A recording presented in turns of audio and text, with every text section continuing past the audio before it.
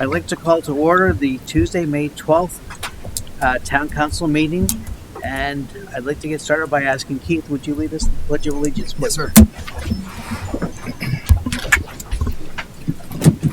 I pledge allegiance to the flag of the United States of America and to the republic for which it stands, one nation, under God, indivisible, with liberty and justice for all.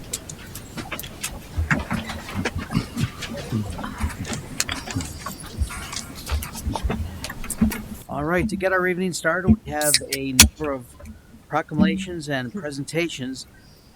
Nadine, would you like to get us started, please?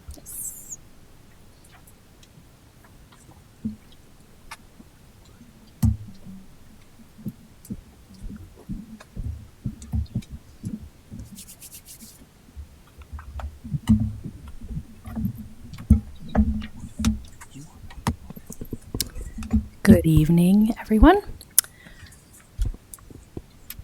Whereas May 14th marks Childhood Apraxia of Speech Day, during which awareness will be raised throughout Connecticut about childhood apraxia of speech, an extremely challenging speech disorder that affects 1 in 1,000 children, and whereas childhood apraxia of speech, CAS, causes children to have significant difficulty learning to speak and is among the most severe speech deficits in children, and whereas the act of learning to speak comes effortlessly to most children, those with apraxia require early, appropriate, and intensive speech therapy, often for many years, to learn to speak. And whereas without appropriate therapy intervention, children with apraxia will have diminished communication skills, but also placed in high risk for secondary impacts in reading, writing, spelling, and other school-related skills. And whereas that such primary and secondary impacts diminish future independence and employment opportunities and challenge the ability to become productive, contributing citizens if not resolved and improved. And whereas public awareness about child apraxia of speech in Connecticut is essential for families of children with this neurological disorder and the professionals who support them to achieve the needed services for those learning to use their own voice. And whereas our highest respect goes to these children as well as their families for their effort, determination, and resilience in the face of such obstacles. And let it be resolved that May 14th is Apraxia Awareness Day, and citizens of Connecticut and surrounds are encouraged to work within their communities to increase awareness and understanding of childhood apraxia of speech. Dated Farmington, Connecticut, on the 12th day of May 2026. Brian Conley. Thank you. Dave, would you like to read our next proclamation, please? Sure.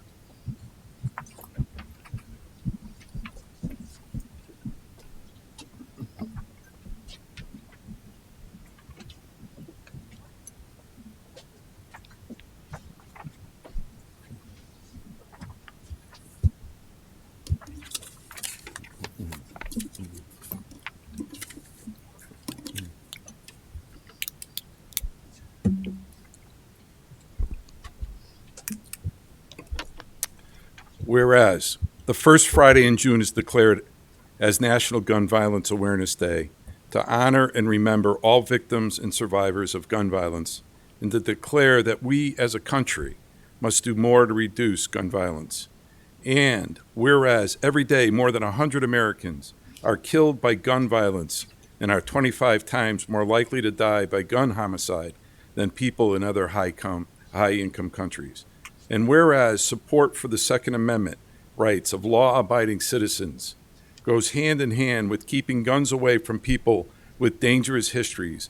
And whereas in January 2013, Hadia Pendleton, a teenager who marched in the presidential inaugural parade and was tragically shot and killed just weeks later. And whereas to help honor Hadia and the more than 100 Americans whose lives are cut short and the countless survivors who are injured by shootings, a national coalition of organizations has designated June 5th, 2026, the first Friday in June, as the 12th National Gun Violence Awareness Day.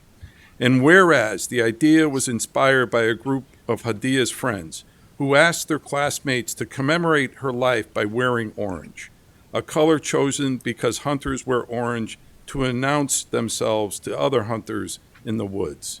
And orange symbolizes the value of human life. And whereas by wearing orange on June 5th, Americans will raise awareness about gun violence and honor the lives and loss of human potential of Americans stolen by gun violence. And whereas we renew our commitment to reduce gun violence and pledge to all we can to keep firearms out of the wrong hands and encourage responsible gun ownership to help keep our children safe. Now, therefore, be it resolved that the Farmington Town Council declares the first Friday in June, June 5th, 2026, to be National Gun Violence Awareness Day and encourages all citizens to support their local community's efforts to prevent the tragic effects of gun violence and to honor and value human lives.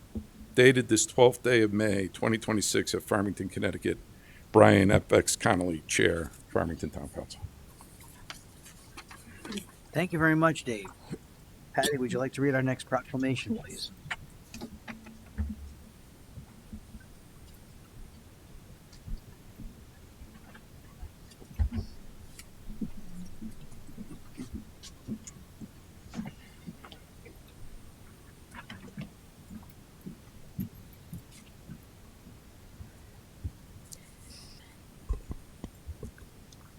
Good evening.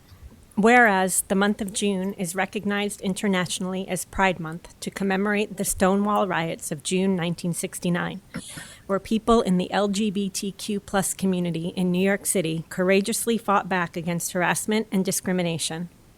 And whereas the town of Farmington cherishes the value and dignity of each person and understands the importance of equality and freedom. And whereas Farmington denounces prejudice and discrimination based on age, gender identity, gender expression, race, color, religion, marital status, national origin, sexual orientation, or physical disability. And whereas the town of Farmington believes that a diverse population leads to a more vibrant community and appreciates the cultural, civic, and economic contributions of the LGBTQ+ community. And whereas the town of Farmington believes that every human being has the right to live their life openly as who they are, all are welcome in Farmington to live, work, play, and prosper. Now, therefore, be it resolved that the Farmington Town Council hereby proclaims June 2026 as LGBTQ+ Pride Month in the town of Farmington, and we call upon our community to recognize the contributions made by the LGBTQ+ community and actively promote the principles of equality, liberty, and justice. Dated this 12th day of May, 2026, at Farmington, Connecticut, Brian F.X. Connolly, Chair, Farmington Town Council. Thank you very much, Patty. Keith, would you like to read our next proclamation, please? Yes, sir.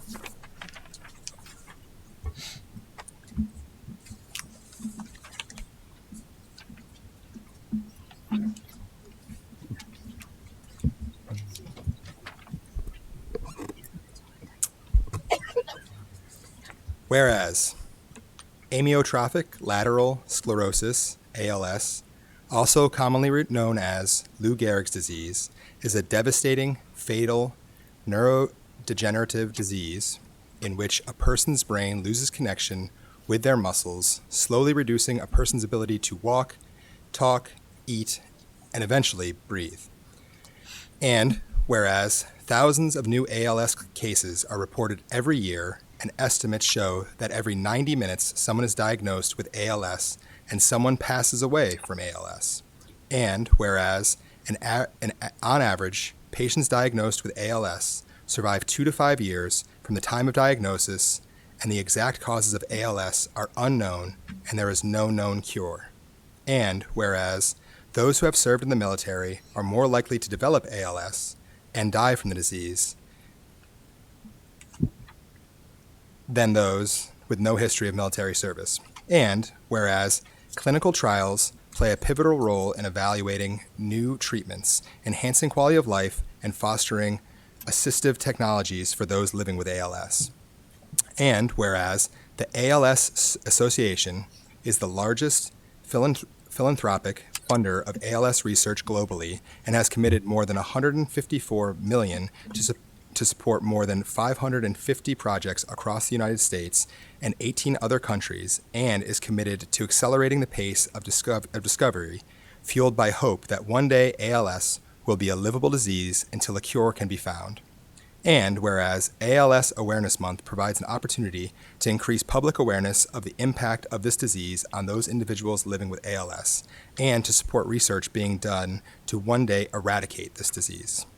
Now, therefore, let it be resolved, the Farmington Town Council does hereby proclaim the month of May 2026 as ALS Awareness Month, and call on all Farmington residents to join in supporting ALS research, advocate for increased research funding, and stand in solidarity with those affected by ALS.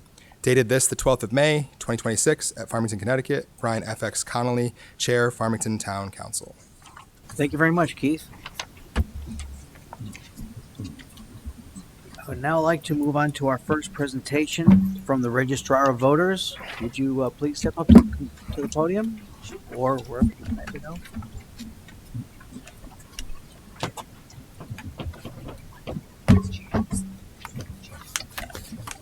Okay.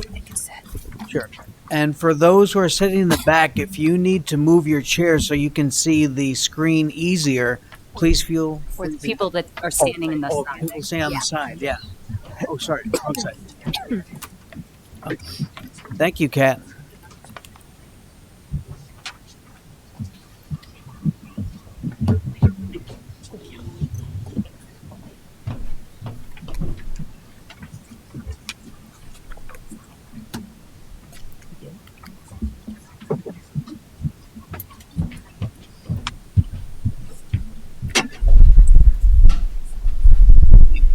Good evening. Tonight we are here to share a recommendation that we eliminate one of our polling locations, namely the police station, which is known as 2-5. We have outlined the necessary steps to accomplish this in the packet we will be giving each of you, Town Council members. Beth Bittner, another registrar. So our main reasons for bringing this forward, and it's kind of a revisit of the issue for those of you who have been on the council previously, is to increase efficiency and staffing and operations of our voting events, of our elections, and to reduce the cost of running elections for the town. This is one way we think we can develop some efficiencies in that process, and we'd also like to further down the road, something else that's kind of on our radar is reducing the referendum locations to one. So we have a short presentation tonight. We won't take too much of your time, but just to get you thinking about some of the statistics we have and what the numbers look like. And we'll leave a packet, as Ann said, for your reference, so you'll have everything. Look forward to it. And Neil Kelsey, Ann's deputy, is here to run through the slides.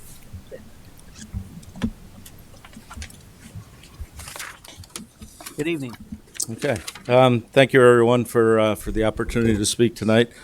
As Beth said, my name is Neil Kelsey, and I'm here to talk about the district consolidation that we're proposing. Just a little bit of history. Every 10 years, in conjunction with the census, the state legislature redistricts their Senate and their House districts.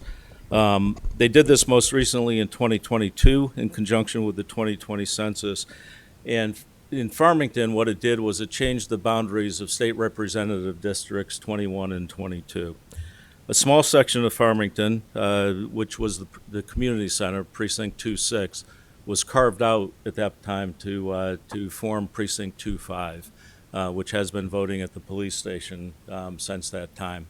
In accordance with the town charter, any change in voting district, and this is why we're speaking to you this evening, any change in voting district boundaries requires an ordinance by the town council presented at a public hearing and approved by the voters in a regular biennial town election. An initial attempt was made to do this in 2023 to redistrict, but for a number of reasons, this attempt was not pursued. Another attempt was made last year, but was not brought forward due to proximity to the 2025 municipal election.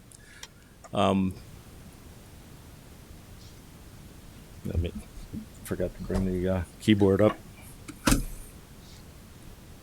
There we go. Okay.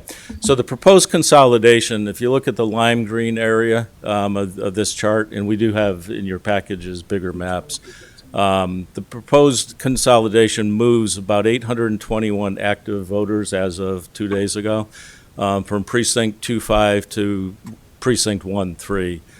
Those voters living in the area bounded by Meadow Road to the south, Plainville Ave to the west, Red Oak Hill Road to the north, and New Britain Avenue to the east. So they will combine with the gray area into what would be the new District 1-3. Okay. Benefits of this, most voters would shift to a polling locations, which would be at Westwoods Upper Elementary School, which is closer than their current voting location, the police station. It would enable us to close the police station as a polling station. Potential savings annually, depending on how many voting events we have, is between $12,000 and $24,000 in labor and food. It would eliminate the need for 7 full 14-hour poll worker positions at each voting event. And one thing that we as registrars are struggling with throughout the state is with early voting and additional primaries and referendums and voting events. We're having a hard time finding workers. It's really stressing the supply of capable workers out. And we're not getting any younger. The working population is getting older. So the available workforce, if we can close a polling station and eliminate the need for 7 positions each event, that's a big savings to us. And one thing too, we talk about the police station. We need to think of that as a polling location, right? If you remember the referendum, we didn't use the polling station. We combined that location with the community center, but it still requires going forward a moderator and check-in people and all that. So whether it's at the police station or at the community center, eliminating it will eliminate the need for all those positions. Hard to read, and it won't be any easier in your packet. But I just wanted to give you a little bit of information on how this is going to impact the townwide district and party composition. This is not a partisan initiative, but it's important, I think, to understand what the impact is going to be. Currently in town, the biggest, excuse me while I pull this up. Currently in town, the biggest part, district, apologize, I can't read that up there either. Democrats in District 2 represent about 52% in the current town. And as we go forward, they will. I'm sorry, not the Democrats. The District 2 represents about 52% of the eligible voters in town. With what we're proposing, that'll drop to 47%. But the distribution within each district of Democrats, Republicans, and unaffiliated voters remains about the same. So that was that one. And then specifically on District 1-3, again, apologize for the small print, but the consolidated precinct has a greater proportion of voters registered as Democrats. And while Democrats still outnumber Republicans, the margin narrows slightly. Again, not a meaningful impact. And I would note that every day we're getting new voters, we're getting people changing party affiliation, moving to unaffiliated, picking a party. So this is just a snapshot as of today. Okay. When this would take effect, what we're looking for is to have this, take the necessary steps to get this on the next municipal election, which is November of 2027. It would then take effect the following year in 2028, but would not affect any municipal elections until 2029. Any questions? Yeah, are there any questions? Do you have any questions, Bruce? I do not. Not No, I think the presentation kind of followed up last year. Yeah, thank you, Patty. No questions, thank you. Bill, I know you might be online. Do you have any questions? Yeah, I am online, Brian. No, and the presentation was excellent. I would just ask that they email me a copy of the packet that was turned over to my colleagues. I'll make Perfect. sure I do that tomorrow. Thank you, Ann. Thank you. Keith, any questions, Keith? No. You know how to reach us. Yeah, that's how I was just. Thank you, Ann. Okay. And thank you for the opportunity again to speak and for listening, and we look forward to working with you. There are some other details in a couple of more specific breakdowns in your package, but we're, like Beth said, we're happy to answer any questions or I did think of one question. provide additional data. This doesn't do anything with. Sorry, Keith, you want to just? Sorry, I did one question. It doesn't do anything with the state representatives. That's still the same way. This is just municipal. Excuse me. It's us. Excuse me. Could we have a little more quiet so we could hear what's going on? Sorry. Yeah. The answer? Yeah, the question was, does this impact state elections? And the answer is no. What the people will still be voting for House District 21 and 22 like Yeah. they do today. Yeah. It only has an impact on the Farmington districts itself. The next time the state would make a change, which may or may not affect Farmington, would be after the 2030 census. Yeah. So sometime in 2032 or 33, Yeah, we may be back. I just know that 205 and then 103 is part of that chunk that gets portioned out to with Yes. Plainville, right? As Yeah. opposed to Mr. D'Amico's district. Right. So Sorry. they would have they have the same ballot now, but they're in two separate districts, so this would combine. Okay. Thank you. All right. Okay. The questions? Thank you very much. I appreciate it. Thank you, Ann. Thank you, Beth. We have our next presentation. Let's see, could we have the ad hoc fire station maybe give a presentation? So, good evening. I'm Dave Lukowski. I'm one of the members on the Ad hoc Fire Station Committee from the Town Council. And I'm Nadine Canto as well. So, good evening. Thank you for joining us tonight at the Ad hoc Fire Station Committee public presentation. My name's Dave Lukowski, and this is Nadine Canto. We serve on the Town Council liaisons for the Ad hoc Fire Station Committee. This evening, we'll be presenting the committee's statements of needs, the process undertaken over the last year, and the recommendations being brought forward for Town Council consideration regarding the town's fire station facilities. So the Ad hoc Fire Station Committee was established by the Town Council in January of 2025. The committee included members of Town Council, town staff, public safety leadership, and the chiefs of each of the volunteer fire departments. Tonight, we are joined by Chief Slapinski of East Farmington Volunteer Fire Department, Chief Gobuski, sorry, Mike, of Farmington Volunteer Fire Department, and Chief Cromack of Tunxus Hose Volunteer Fire Department. This collaborative approach was important to ensure that operational, financial, and community considerations were all part of the review process. The background. The committee was charged with reviewing prior fire station studies, evaluating the conditions and needs of each station, meeting directly with the fire chiefs, reviewing the town's long-term financial outlook, and ultimately preparing a formal statement of needs and recommendations.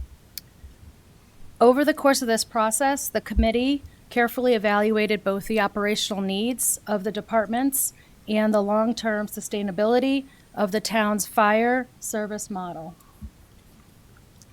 The overall goal of this effort is straightforward: to ensure that Farmington's fire service facilities remain safe, functional, operationally efficient, and supportive of volunteer recruitment and retention.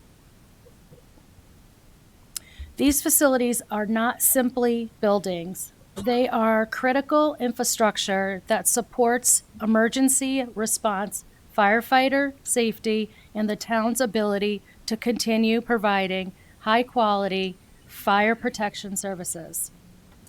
We will now turn the presentation over to Kathy Blonsky, Town Manager.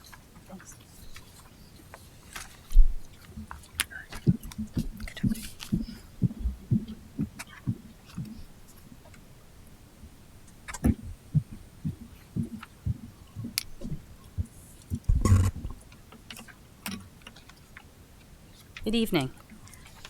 Farmington currently operates a predominantly volunteer fire department system that is complemented by 9 full-time career firefighters, EMTs, and supported by a private ambulance service. The committee recognized throughout this process that maintaining the town's volunteer-based system remains significantly more cost-effective than transitioning to a fully career staff department. At the same time, maintaining a strong volunteer system requires facilities that support recruitment, retention, training, and operational readiness.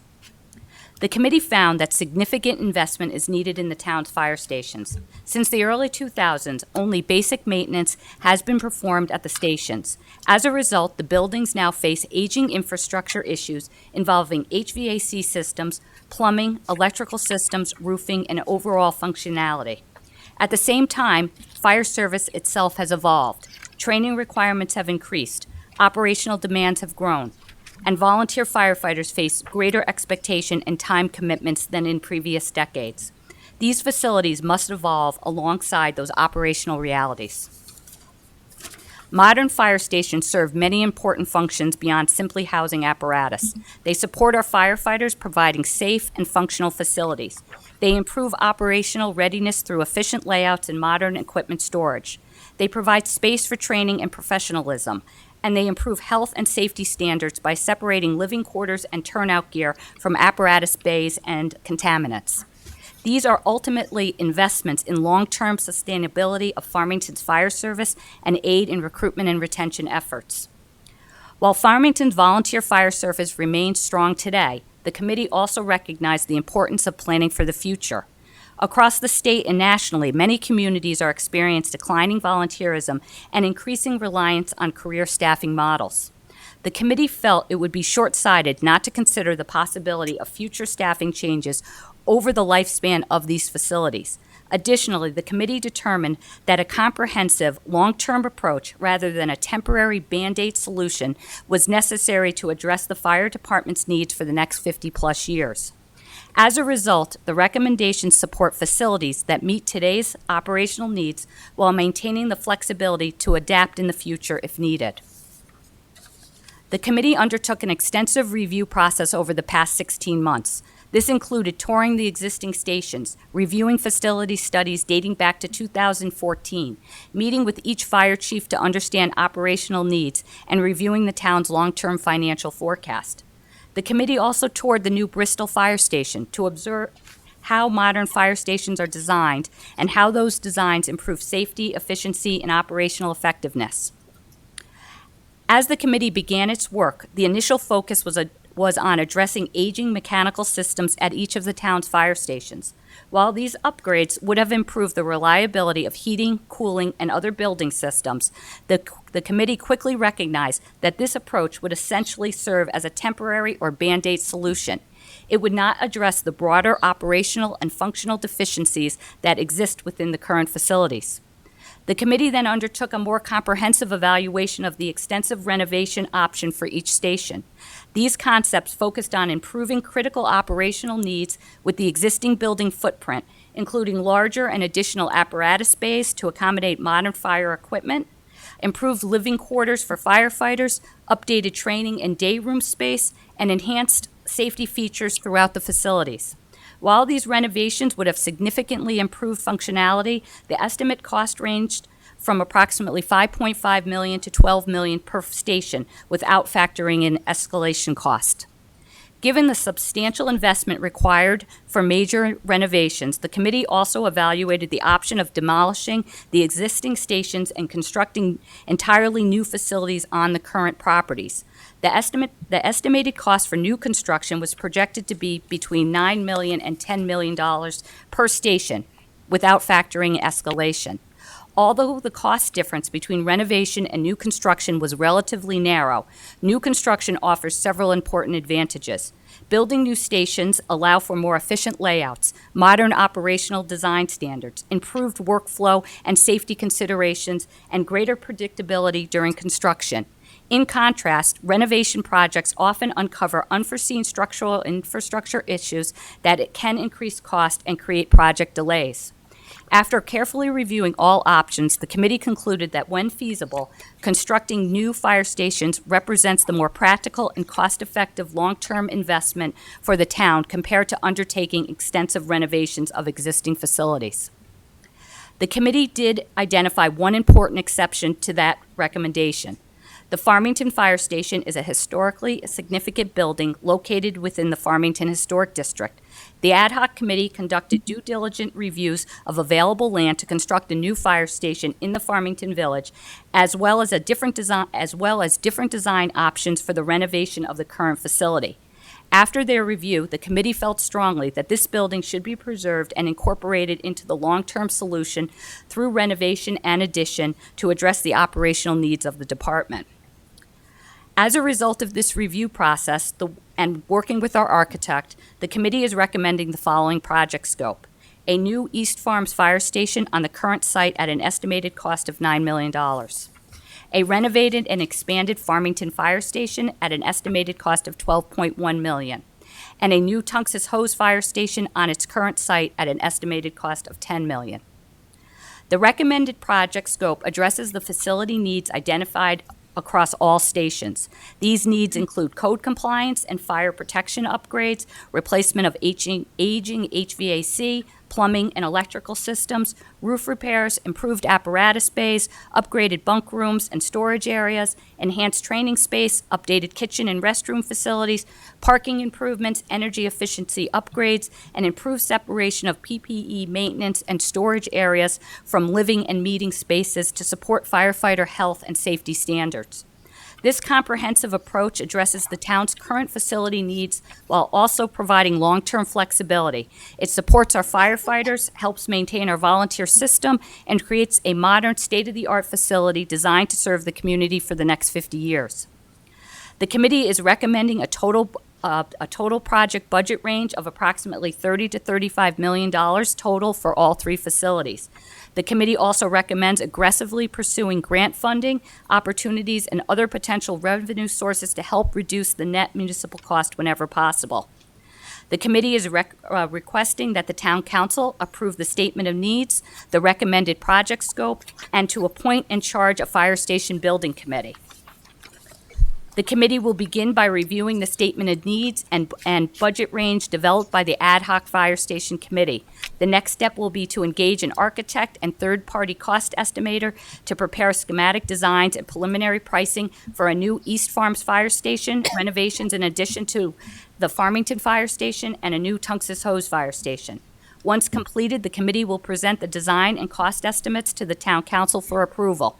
The town council will then take the necessary steps under Section 53 of the town code to bring the project to referendum. If approved by the voters, the committee will proceed with final design and construction. Thank you for your time and attention this evening. We would now be happy to answer any questions from the town council. Thank you. Bruce, do you have any questions?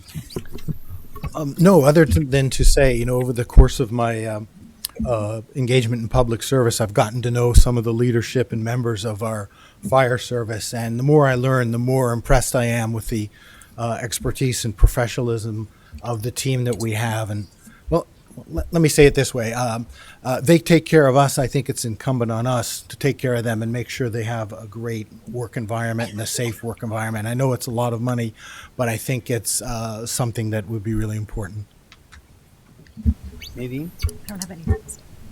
Dave? Yeah, I'd echo what Bruce said. I'd also say that the facility studies go back to 2014. So there's been some ongoing existing condition issues at these stations for quite some time, and they've really kind of we embraced the high school project, which was a big capital campaign as far as getting all the funding in place and getting that executed. We have the town hall renovation of the 1928 building that then kind of followed at the conclusion of the high school project. And I think the volunteer fire service that we have in Farmington, I think what Kathy alluded to, in many communities, they're under tremendous pressure of actually keeping their systems together.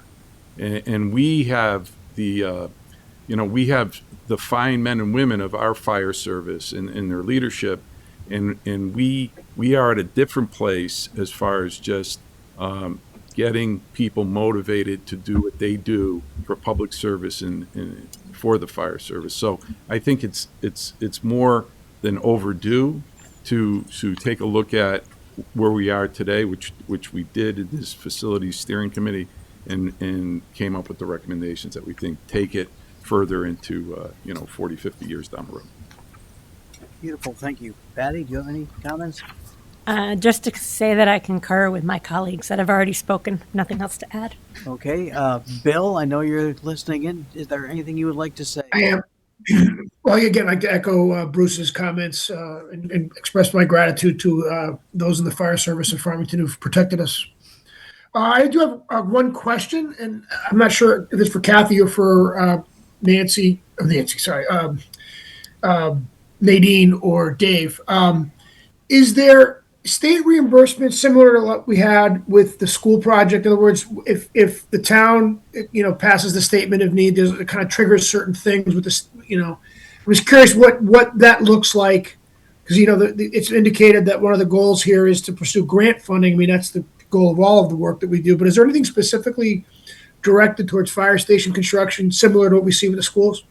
Not similar. I mean, school construction is statutorily reimbursed at a rate, but that doesn't exist for public safety, in the municipal level. But I do think with the fact that the volunteer system throughout the state is under tremendous pressure in certain areas, that I think we would be, hopefully through our legislative delegation in the governor's office, and obviously vis-a-vis the bond commission, probably get some grants that would offset the cost for this program. We certainly pursue it with our legislative delegation, 110%. And I think Nadine and I think that could succeed. Yeah, and I think just to say, I didn't mean to sound like I didn't have anything to say. I truly do appreciate all the work that our volunteer fire department does, and the facilities have been born and raised here. It's time that we do support the renovations that are much needed. We've been band-aiding, as mentioned in the presentation, and it's either, now it's going to take some time, obviously, for multiple buildings, but the cost is just going to increase if we don't start taking advantage of moving forward with some of these replacements. So I think it behooves us to really look at this project and move it forward. So I'm super excited to give this back to the community and those that keep us safe and are out at all hours of the morning, night, and at any time to make sure that we are safe. So just wanted to add that. So sorry to go back. No worries. No, thank you very much. And Bill, is that it? Any other questions? I'm sorry. So Dave, the idea is that we would leverage our state delegation to approach the state bonding commission, and then basically we call it a grant, but it would be state bonding money to help defray the cost of these projects. That's the thought process. That's the thought process. Yeah. And if there was other funding, it's set up through other pipelines of grant money, we would pursue anything. I'm just giving you You know, Sure, I got you. One scenario, but there could be 2 or 3 out there that we would pursue. Thank you. And the last thing I would say is, when we think about this past budget season, when we kind of put the brakes on the work that we were considering at the annex, that we call the annex now, part of the reason why I was happy to put the brakes on that project is because we knew this was coming. I think we all, the entire council, all of us, we kind of talked even offline that we knew this was coming.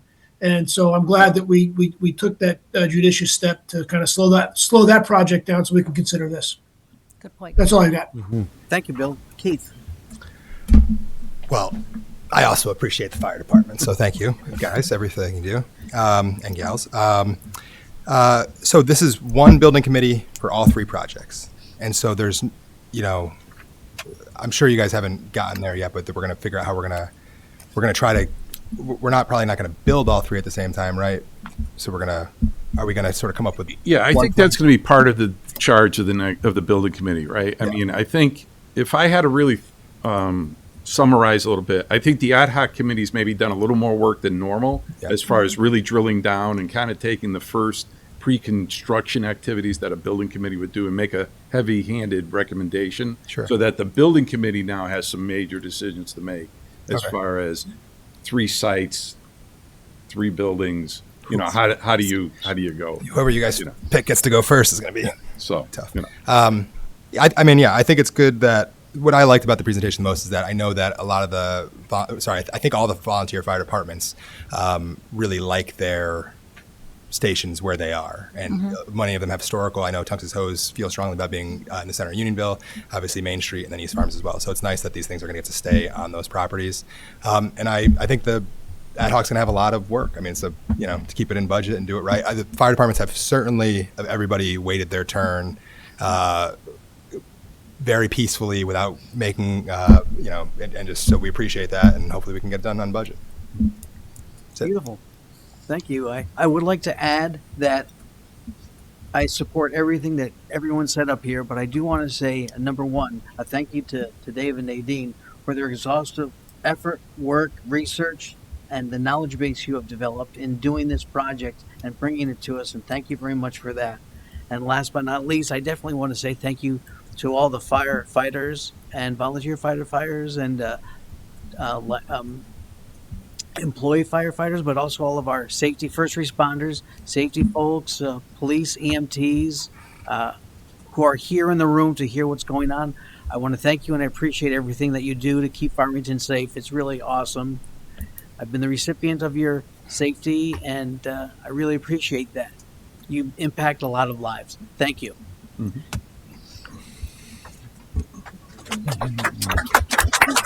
Well deserved. All right, so let us move on to D, our public hearing, where members in the... No, we don't have a public hearing. No public. Oh, sorry. I was skipping public hearing. I'm sorry. No new items. Let's go to public comments. That's what I was looking for. So, folks in the room, if you would like to come up and speak, give us your name and your address. Give us, you have 5 minutes, and you're welcome to share your thoughts. Please come up to the podium.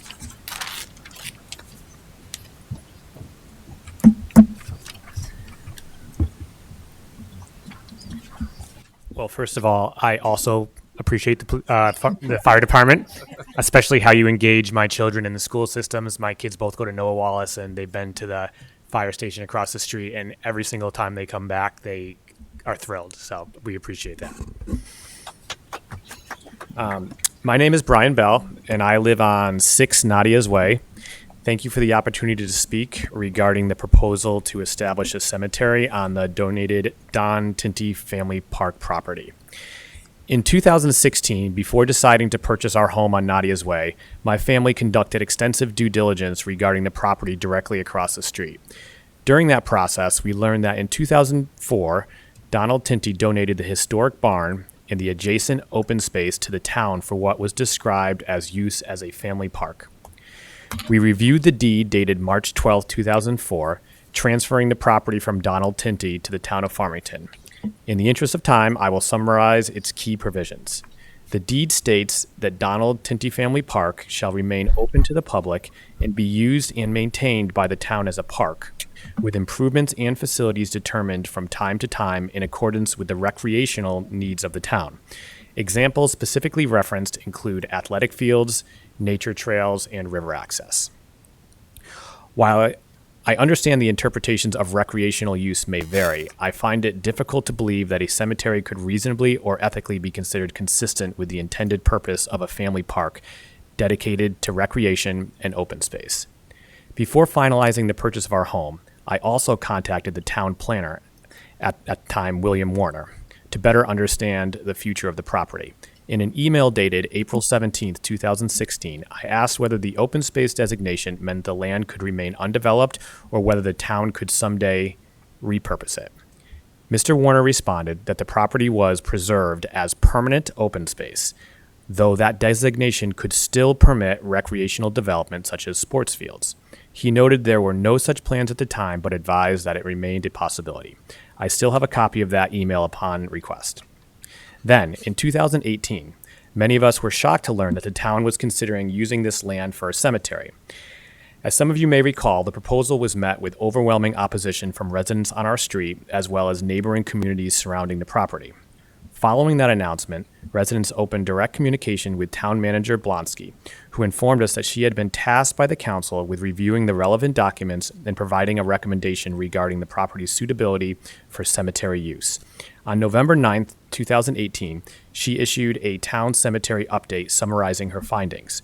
According to that update, she reviewed the deed restrictions, town council meeting minutes from the property acquisition in 2003, and letters of support included in the historical record. Based on those materials, she stated that she was not comfortable recommending the Tinty Park property as a cemetery location and instead recommended that the council evaluate alternative sites within town suitable for cemetery use.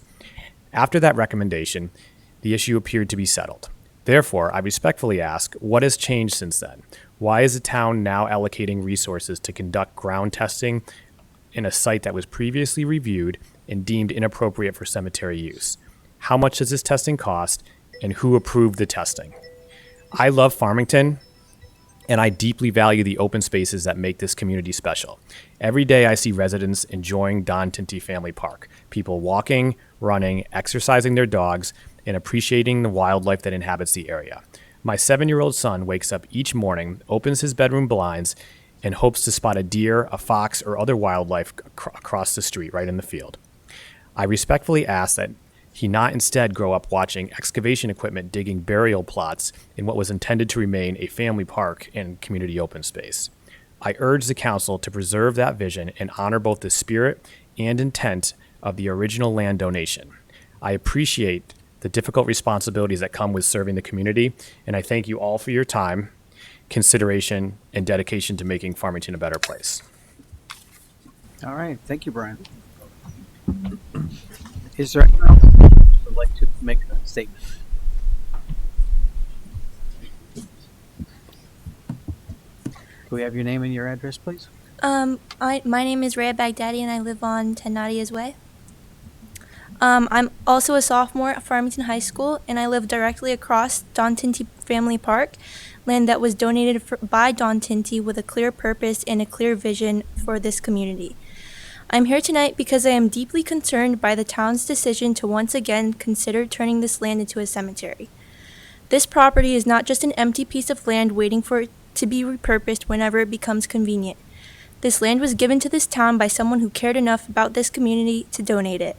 And from what I understand, his intentions were clear. This land was meant to remain a family park. It is not unclear. It is literally in the name, Don Tinty Family Park.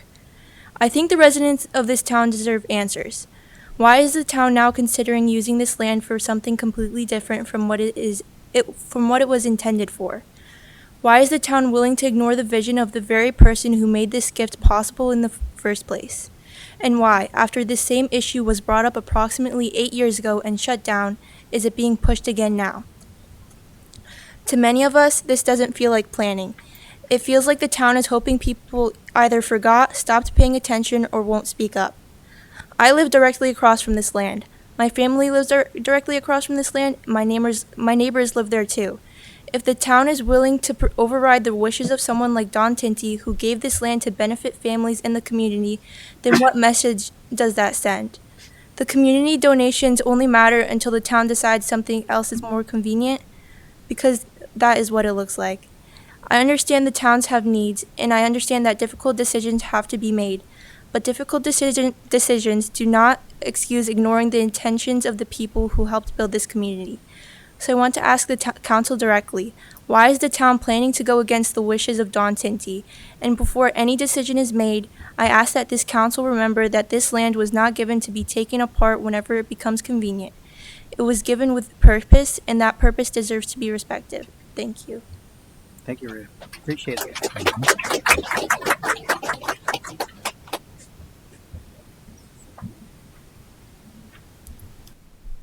Hello. My name is Melinda Pritz, and I live at 2 Nadia's Way. Just heard from two of my neighbors. I'm here tonight with my neighbors, more than just those two. You'll hear from us to discuss our shared concerns regarding, and I'm realizing I should have brought my reader. Sorry, I'm older than I thought. Oy vey. Revisiting the Don Tinty Family Park as a cemetery plot, which is on the agenda. 8 years ago, we had thought, because I was one of the people that was emailing with Brian, Kathleen, you probably remember that this issue was resolved. And unfortunately, we were shocked to discover that it is not resolved. We have heard that there may be digging or testing that is occurring. We'd like to understand more about that and understand have transparency, but we would also like reassurance that if this is resolved, which we hope it will be soon, that this will not continue to happen year over year or another 8 years from now. One of the things that I brought forward 8 years ago that I would like to share again with you all, and I'm about to be vulnerable with you all like I was 8 years ago, and it's going to start to sound a little bit silly, but I'm going to let you all know something personal beyond being a neighbor. And this is a very big neighbor issue. I'll let you all know that 8 years ago when we brought this forward, within a matter of 3 days, I started an online petition. And in that 3-day period, we garnered 97 signatures in opposition to this potential cemetery in this location. We asked the council at the time that they review the deed, which we had taken it upon ourselves to purchase as a community and review ourselves. And that's when we saw that it was named Donald Tinty Family Park. Since then, we have really come to enjoy it as a park. It is Tinty Park to us now, as you heard my two neighbors already refer to it as. So I do want to share with you too personally that I am a licensed marriage and family therapist. I shared 8 years ago too that personally one of the things that I do as a therapist, the thing that I do as a therapist is that I run a statewide evidence-based program. It is the only program of its kind in the nation. We help thousands of children and families across the state. We subcontract to no less than a dozen behavioral health agencies at a time across the state. I am not over-exaggerating when I say I am the only clinician in the state who does what I do. I live at that house across the street from Tinty Park, and I work at home 4.5 days of the week and supervise the clinicians that supervise the clinicians that supervise the clinicians that do the work of that model. And I'm human, and I have to manage the stress that I accrue as a part of that work. And unfortunately, my kryptonite is dealing with death. And unfortunately for the council, one of the things that I shared 8 years ago is that when I don't balance well, the dreams that I have are related to zombies. And so being vulnerable with the crowd now, that may seem silly to everyone in the room, but I own a house directly across from Tinty Park, and that is my personal kryptonite. So I'm letting you all know, as I band together with my neighbors in this community, which we are banding together. I had a neighbor from 4 streets over stop me on the way back from the bus stop this morning to ask me if I knew about this. And I said, thank you. Yes, I do. And we're going to be at the council meeting tonight to talk about this. And we hope it's at the very earliest stages, because we were told 8 years ago that this was resolved and that they were going to look at least 2 other sites to explore that. Because if this moves forward, I realize I'm over my time, I apologize, not only as a community, but personally, this will affect my livelihood. And I need the council to know that now, because I take it extremely seriously. Thank you. Thank you, Melinda. You're not over your time. You're good.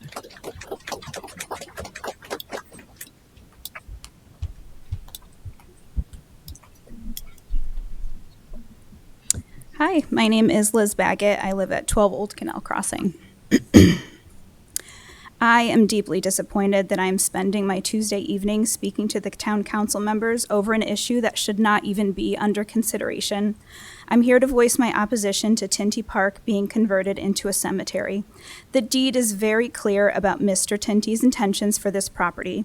Here is in part what the deed states, quote, "By acceptance and recording of this deed, grantee agrees that the aforesaid land is subject to a restriction as a covenant running with such land and in favor of grantor and his heirs that A, it shall be known and designated as Donald Tinty Family Park, and B, Donald Tinty Family Park shall be open to the public and used and maintained by grantee as a park, with improvements and or facilities to Donald Tinty Family Park to be determined from time to time and implemented by grantee in accordance with recreational needs of grantee that may include but are not limited to athletic fields, nature trails, and river access," end quote. Simply entertaining the idea of placing a cemetery on this land is in direct conflict with his wishes and the town's legal obligation regarding how this land is to be used. And I don't know about you, but to me, burying the dead is not a recreational activity. Yesterday, I posted about this issue on Facebook, and the gentleman who's been mowing the field each summer down Tinty Park commented on my post, and I would like to share his words with you today. Quote, "Guess I won't be taking hay off that field anymore. I'll never forget when I started haying that field 20 plus years ago, I had the pleasure to meet Mr. Tinty. He drove out into the field and said, 'That's the nicest mowing job I've ever seen done on this field.' We talked for a bit, and he was happy to see that the field was being hayed and so glad that he gifted it to the town for open space and recreation. He'll be rolling over in his grave when they go through with changing it to a cemetery. Unfortunately, the lack of respect for history and the intent many had to preserve Farmington's character has been lost. What a shame." End quote. Anyone I've spoken to over the 6 years that I've lived in Farmington who knew Don Tinty has spoken about his passion for the outdoors and his commitment to preserving safe, open spaces for residents to enjoy. That is precisely why he included specific language in this deed outlining how this property should be used. It is not for us to reinterpret or disregard those instructions based on personal preference or the town's need for a cemetery space. The legal document is explicit, and a cemetery does not fall within the permitted use of the land. Additionally, the town is currently not paying to maintain this property. This local gentleman voluntarily mows that field using his own tractor and his own fuel. In return, he is allowed to keep the hay. If the town chooses to move forward with the cemetery, it would not only be disregarding the wishes of the residents, the wishes of Mr. Tinty, and the legal requirements of the deed, but it would also create new maintenance costs that taxpayers would ultimately bear. I, for one, do not believe residents should be asked to pay additional taxes or fees because our council wishes to pursue a project that appears to be inconsistent with both the intent of the donor and the legal restrictions placed on this property. Thank you. All right, thank you, Liz.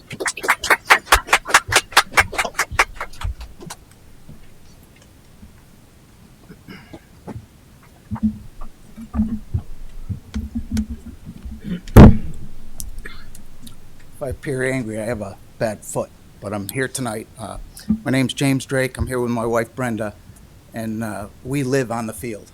We have the single largest property on the south side, and I live at 18 Old Canal Crossing. And we moved in, Joe was still alive, and Don was there in the house. And I talked to Don quite a few times. He'd come over to have to yell at me because I did something. I either took down his fence or I cut his grass or whatever, but he'd drive his Buick through the field, and he'd come right up to me and he'd ask me, how you doing? And, what do you think of the animals? And it was all good. He even invited me to go hunting, and I'm not a hunter. I'm a motorcycle guy. I wrench on my bikes and my toys. But, I asked, so where are we going? Kenya. That's the kind of guy this was.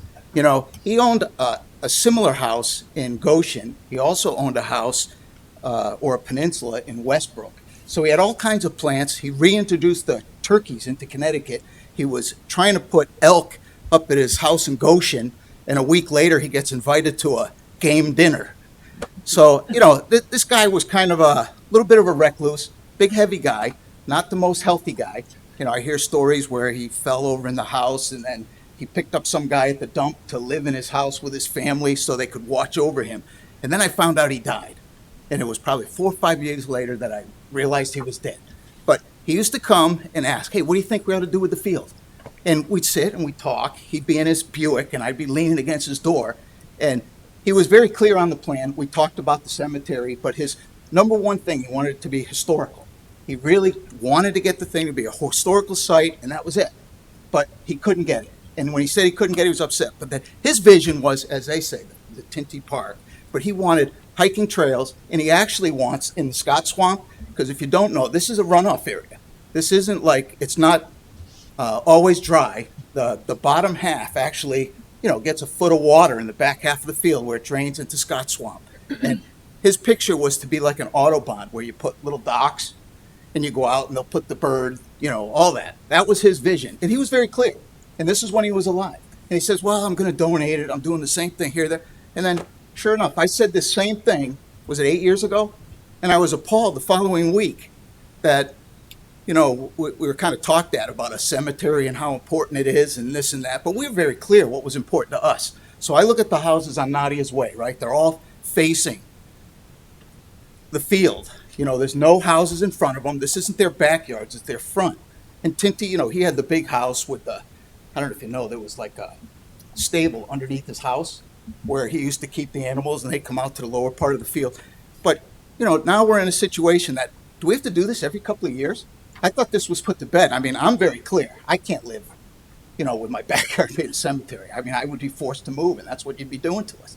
And I have the single largest property, right? My property is, I'm at the 3 o'clock position at the end of the cul-de-sac, and my backyard is that whole side, next to Liz, of course, and they have a smaller little part. So, I don't know why we're here again, and I'd like to not be here, and let's look at it later on. Don was really clear, and I thought in that document, I haven't read it, but in that document, he made it clear what he wanted.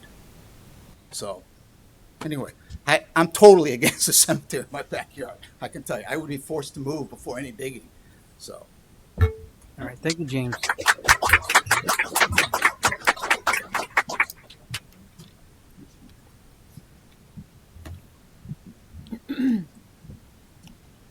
Good evening. My name is Luma Chalabi. I live at 10 Nadia's Way. I'm here tonight to speak on behalf of my family and neighbors regarding the potential use of the Don Tinty Family Park as a future cemetery. I was shocked to hear that this topic is again on the town's agenda. Back in 2018, after public outcry, the town reviewed and interpreted the deed as written. The land is to be used as a public park. I unfortunately did not know Mr. Tinty, but from what I've read and heard about him, he was a local icon. He loved nature and sports. He was a college sports legend, a charitable philanthropist throughout his life. Mr. Tinty spent his life building relationships with the communities he was involved in. Upon his death, the Tinty Foundation was created. The mission of the Tinty Foundation is to support young athletics, public safety services, and animal care and rights. This appears to be his mission in life and death. He was a generous man who cared about helping others and improving his community. I know many of you are new to the council and missed out on our first round of opposing the use of the property as a potential cemetery but I'm here to tell you the deed is clear. A couple of town council members are attorneys, as I am myself. I urge you to please inform the rest of the council of the catastrophic consequences that can occur when the intentions of the gift giver are not respected and followed. If the town decides to change the intentions of Mr. Tinty because of pressure from another group, in this case, the Cemetery Association, this is going to create a Pandora's box for everyone. Any testamentary gift will now have the potential of being changed to suit the town rather than the donor's intention. This will be prohibitive for many when thinking about future gift giving to the town. I know if I even heard of a town or organization attempting to change my gift, that would prohibit me from ever donating anything to them while I'm alive or to be left after I pass away. Is that the legacy you want for the town of Farmington? The town that can't be trusted when they're generously gifted money or land to be used for a specific purpose? Mr. Tinty's intent was clear. He wanted this parcel of land to be used for recreation. No reasonable person would or should ever believe a cemetery and a park are words that can be used interchangeably. If you're looking to add parks, why isn't Tungus Mead on the list? Or Winding Trails? They both have plenty of space that could be converted to a cemetery. I urge you all to look closely again at the deed and Mr. Tinty's intention and immediately take the Don Tinty Family Park off of your list of potential areas for a cemetery. Please don't tarnish Farmington's reputation by changing the intent of what the Don Tinty Family Park was to be used for. Thank you for your time. Thank you very much, Lou.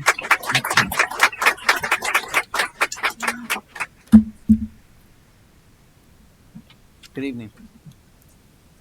Good evening. I think everybody said everything what I wanted to say. So I had 5 pages, but I'll just say, look, good that I can walk here. I'm more than 70. And yeah. My name is Ramesh Patel, and I live on Nadia's Way, 8 Nadia's Way. And after 8 years, before 8 years, I thought I can sleep peacefully and nothing will happen. But looks like this thing is coming back again.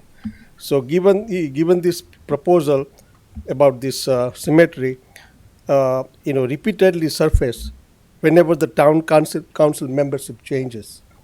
And I respectfully urge council to take a permanent action to protect this property for not to have a cemetery. I'm a 70, I can walk here. I'm not sure after 8 years I'll be able to come here or I can go in my wheelchair. And I get nightmare. I want to pass my legacy to my daughter, granddaughter. That's why we moved after 30 years, more than 30 years, live in Windsor to move here. And this is very upsetting to me. So I urge you to not come back again and completely put something on this property because they may have another member after 8 years and after another 16 years, who knows? So that's what my request is. Thank you, Ramesh.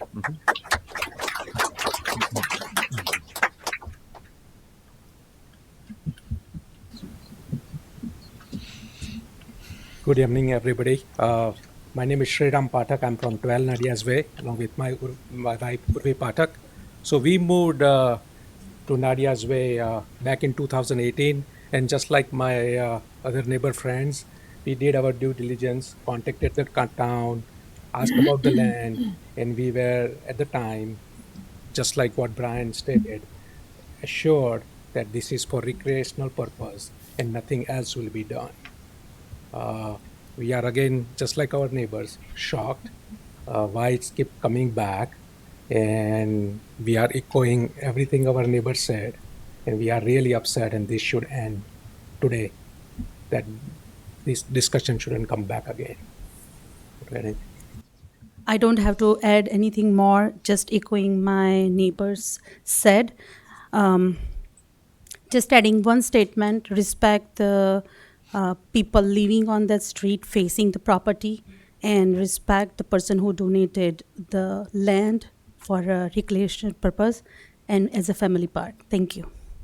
Thank you both.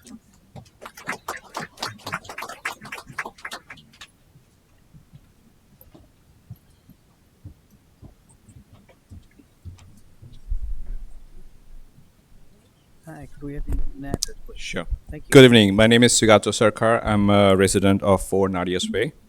I'll keep it short and sweet and in support of my neighbors. I'm here to respectfully oppose the proposal of having the cemetery opposite to our house. This neighborhood was designed and purchased as a residential family community. Many families, including mine, invested our life savings here to build a community of a peaceful, welcoming, and vibrant living environment. Placing a large cemetery directly in front of homes has several serious concerns. Most importantly, it places a permanent institutional use directly adjacent to a family residences where children play and families gather. A cemetery is a permanent decision. One established, it cannot be reversed. Because of that, the town must choose locations very carefully. Ideally, areas that are more isolated, appropriately buffered, and less disruptive to existing residential communities. I respectfully ask the town to explore alternative options. We are not saying do not solve the problem with the cemetery issues.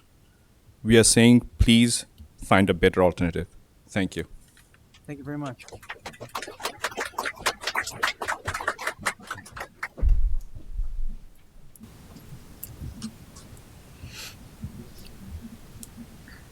Good evening. Good evening. Michael Pritz, 2 Nadia's Way. I've heard from my wife and my lovely friends and neighbors. I had prepared remarks very similar to theirs 8 years ago. We were here. We once again ask you to please honor the intent of Mr. Tinty's gift. Thank you. Thank you. Thank you.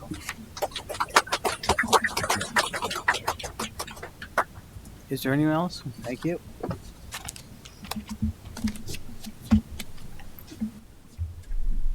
Gerald Hancock, 5 Westview Terrace, Unionville. I have more of a personal take on the matter. When it comes to planning in life, many milestones reach more of your thoughts. And there's nothing going on in my life now, but in that regard, except that I do have thoughts of planning for my future.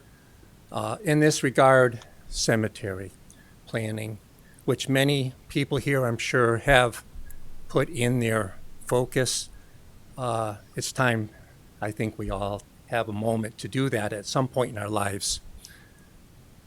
And I thought of where will I be laid to rest in the beautiful town of Farmington, or I have relatives in Maine where my family actually is laid to rest.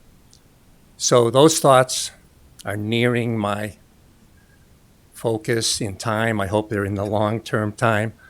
But I would just like to state that I do not think that Tinty Family Park is where I would put my focus. If it were available, maybe yes, but not in the need that is being expressed at this moment in time. So I would not approve this planning for Donald Tinty Family Park in that regard. That's a personal take on the matter, but I hope it adds relevance to the discussion tonight and the decisions being made. So thank you very much. All right, thank you, Jerry. Is there anyone else who would like to speak? All right. You have the floor, Mike. Good evening, Mr. Chair and members of the council. My name is Mike D'Amico. I live at 6 Deborah Lane. I'm the state representative for the 21st District. Just wanted to briefly give you an update on what happened in the General Assembly in our recently concluded legislative session. But before I do that, just wanted to mention, because it was talked about fairly extensively here earlier, you have my assurance that my fellow Farmington delegation members and I will do whatever we can to get whatever money we can for the fire station upgrades here in Farmington. as was discussed earlier, there's not necessarily a path similar to school construction, but there is, as you're all well aware, plenty of money available, and it's used for many different purposes. And I will do whatever I can to try to maximize whatever grants and bonding money that we can get for Farmington. So just let's work together and let's do what we need to do. So just wanted to say that. So in the legislative session that recently concluded, probably the most timely issue to talk about here today is the municipal aid and education aid that comes back to the town of Farmington.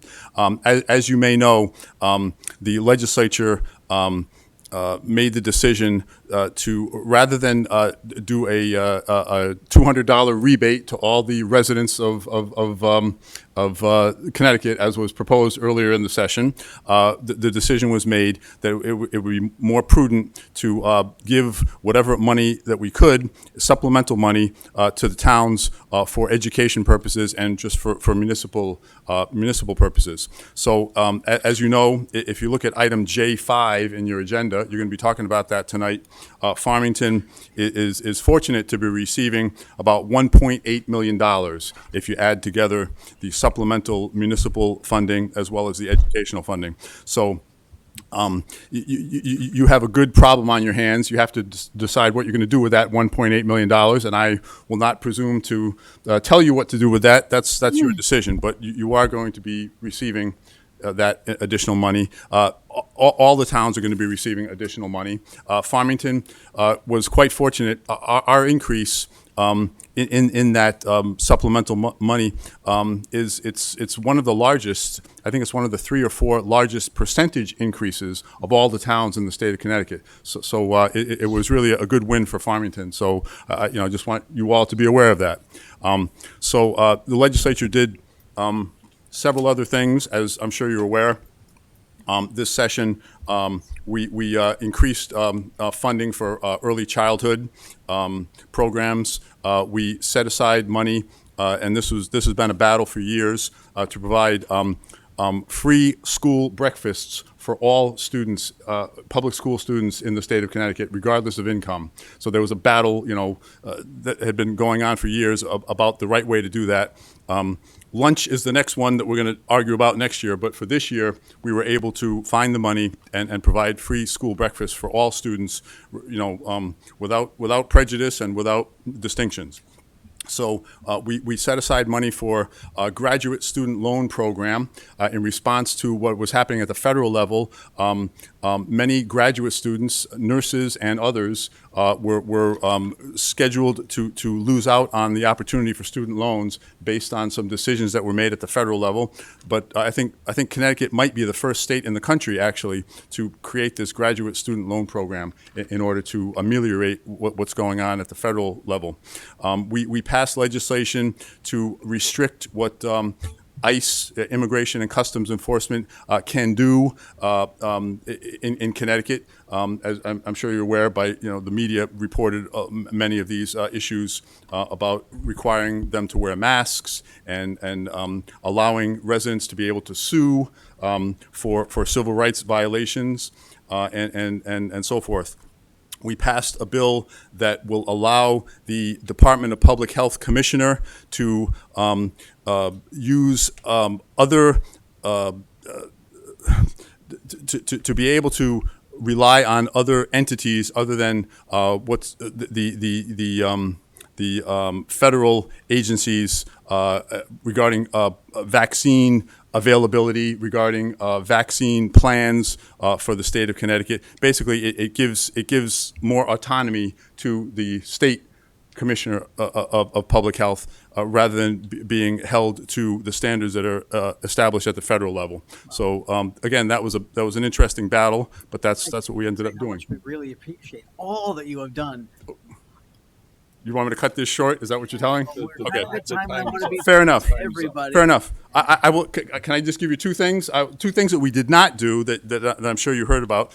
We were not successful in instituting the cell phone ban in schools. It passed the House, but it never got a vote in the Senate. So that will not happen this year. We didn't institute a child tax credit, which I think was unfortunate. We had legislation regarding just cause evictions, which did not get across the finish line. So those are some of the things that did not happen. But anyhow, Can't yes. say much. We appreciate everything that you have done for Farmington. That is quite awesome. Okay. Again. We'll see you next time. Yes. Okay. I'm sorry to take up so much time, but I just wanted to give you a That's okay. flavor. It's Okay. all great news. Cool. Thank Very you. good. Thank you for that. Thank you. Thanks, Mike. Exit stage right.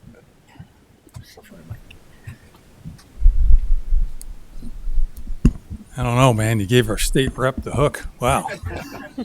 Good luck, fire guys, Nothing right? but fair. Tim Kelly, 62 Westview. Not unexpected, and we talked about this over a month ago here. Our town has received an additional $1.8 million in state grant funding. Thank you, Mr. Mike, for the coming fiscal year. That being the case, we should zero out the fund balance line appropriation in the new budget.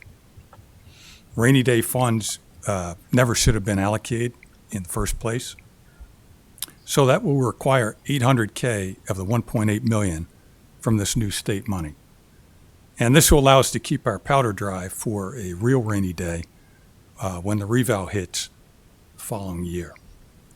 The remaining $1 million of this grant revenue should be used to lower our tax burden this year, which is the primary objective of this special state aid. We need to insert the additional revenue into the budget plan and let it drop to the bottom line of the spreadsheet as relief to taxpayers.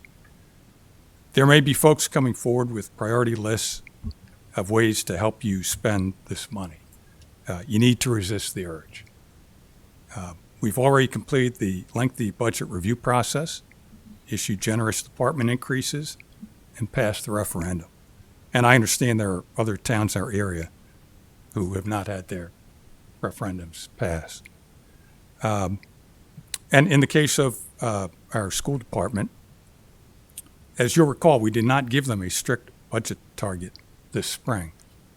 We just told them to figure out what they need, and we'll review it. And we gave them everything they asked for.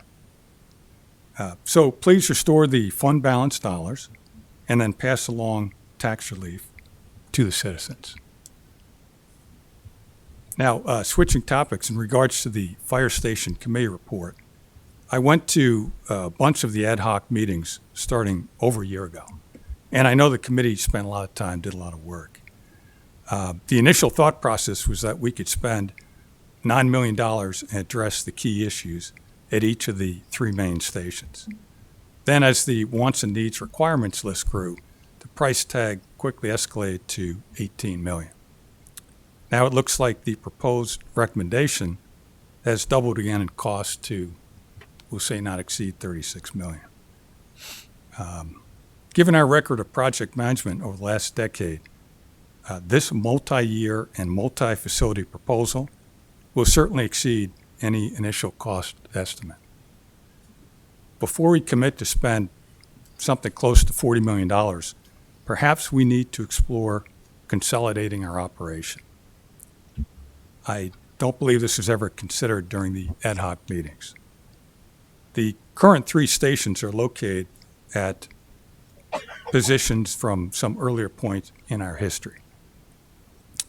And I know these are tough discussions, but could it make more sense at some point, for instance, to have two larger modern stations as opposed to the three we have now, one on each side of the river? Advantages might include lower building costs and ongoing maintenance expense, requiring less equipment, which is a huge capital investment, operating with less manpower, be it professional force or volunteer. And let's face it, the demographics in town are changing rapidly. I'd like to see us find a way to objectively evaluate options other than essentially rebuilding the current station footprint. I voted for the last station renovation project about 20 years ago, so certainly support everything we do here in town, but I do think we need to look at some other options. I'd love to stay with what we've got, but given the enormous cost factor, I think we owe it to the community to really do diligence on this proposal. Thank you. Thank you, Tim.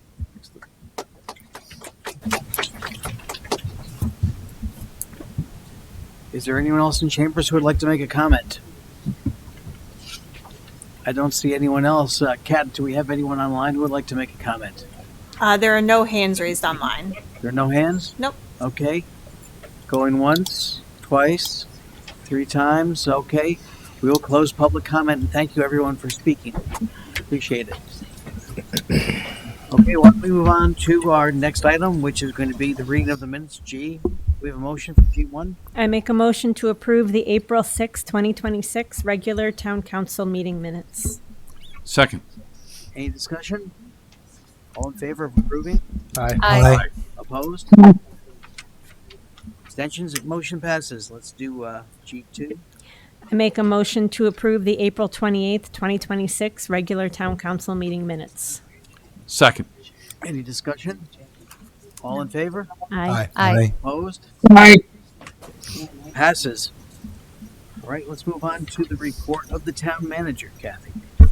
You have the written report in front of you. I just want to go over a few items. On our 6-month look ahead, we are ready to talk about the sidewalk project again. We were thinking that potentially we'd do it at the end of this month at the second meeting instead of in June. And then potentially, if the council chooses, they could take action at the June 9th meeting. So just changing the schedule around a little bit. And then also the ad hoc sidewalk committee, we were talking about pausing that committee, but that wouldn't happen until after the Meadow Road is taken care of. So we just pushed that back a little bit. So if that's okay with everyone, we plan on coming back on May 26th to talk about the 2 options for the Meadow Road sidewalk project. Memorial Day Parade in Farmington on Main Street, and the parade will form at 9:30 a.m. at the corner of Guard Street and Farmington Avenue, and the step-off is at 10 a.m. So that's for the parade. We had, I guess, a great cleanup day on April 25th, so wrote about that. It was cold. Cold. Yes. Slightly rainy. And slightly rainy. I think it's like that most years now, isn't it? Yes. Well, we didn't have as much rain as we did last year. So, but it seemed like we did collect a lot of trash, which is great. Yes. 2,200 pounds, right? Yes. Yeah. Yeah. So that's pretty good. Juneteenth is we are joining with our 5 suburban towns for the Farmington Valley to host a joint Juneteenth celebration at Simsbury Meadows. The event will be Saturday, June 20th at 5:30 p.m. to 9 p.m. So put that on your calendar if anyone. And then the last thing we can talk about is the cemetery update and kind of talk about that a little bit. So as you know, and we've heard from members of the public, the cemetery committee has come to the town of Farmington, and over the last, I'd say, we're probably going on now probably 15 years, we've been evaluating trying to find sites for the cemetery. And it's coming down to a point where the cemetery on Garden Street is going to be full, and we've probably evaluated, I think now, all the town sites that we potentially could. Recently, we just did the property that we bought over on the Bland piece of property near the Hine Farm, and we did borings over there.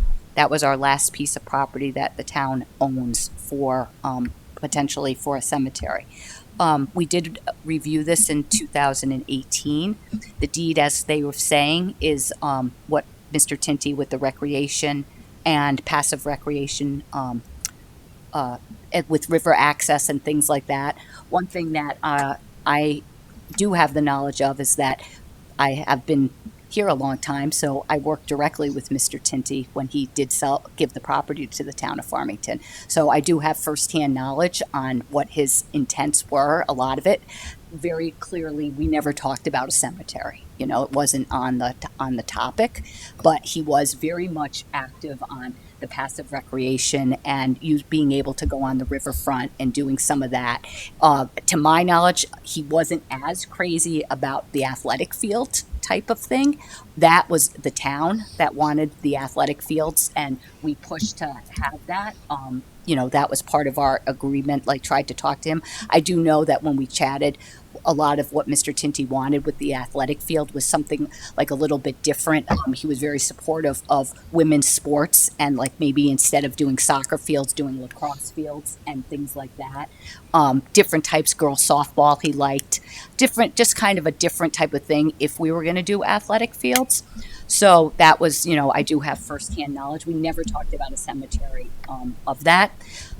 The Cemetery Association has gone and they've designed kind of what it would look like with the barns and having it be passive in some fields and walkability and being able to go back there. We're really, again, at a point, the neighbors, absolutely, I think back then and now, do not like that. We are in a situation where if we're going to have a town cemetery, we're either going to have to buy a piece of property, because I'm convinced there's no other property. We've done this. But this is why the cemetery has come to me. One of the things, there's two things that haven't been fully vetted. One is that I've read the deed, I've looked at the deed and what the residents have said, but we did not have a legal opinion on the deed, whether or not we could do it. So that's something that if the council is interested in, we could do. The other thing is the property suitable with the water table for doing a cemetery? So this is really, when they talk about transparency, this is again where we're at, that if the council is interested in trying to pursue some of this, we'd have to do that due diligence. If they're not interested in pursuing that, then we have to tell the Cemetery Association that and move on. And so that's really where we're at. All right, thank you. I have a question, Brian. Do we want to do questions? Are there any questions Yes. for Kathy? I do. Yeah. I don't know which way you want to go. Start down here. Well, I was just for a point of clarity, because a lot of people came out tonight, I just wanted, this is not an agenda item. Yeah. This is not something that town council, anybody that sets the agenda said this is something we want to pursue. This is just something that our town manager is doing her due diligence and bringing it to our attention so we can have a preliminary, potential, maybe not discussion. Correct?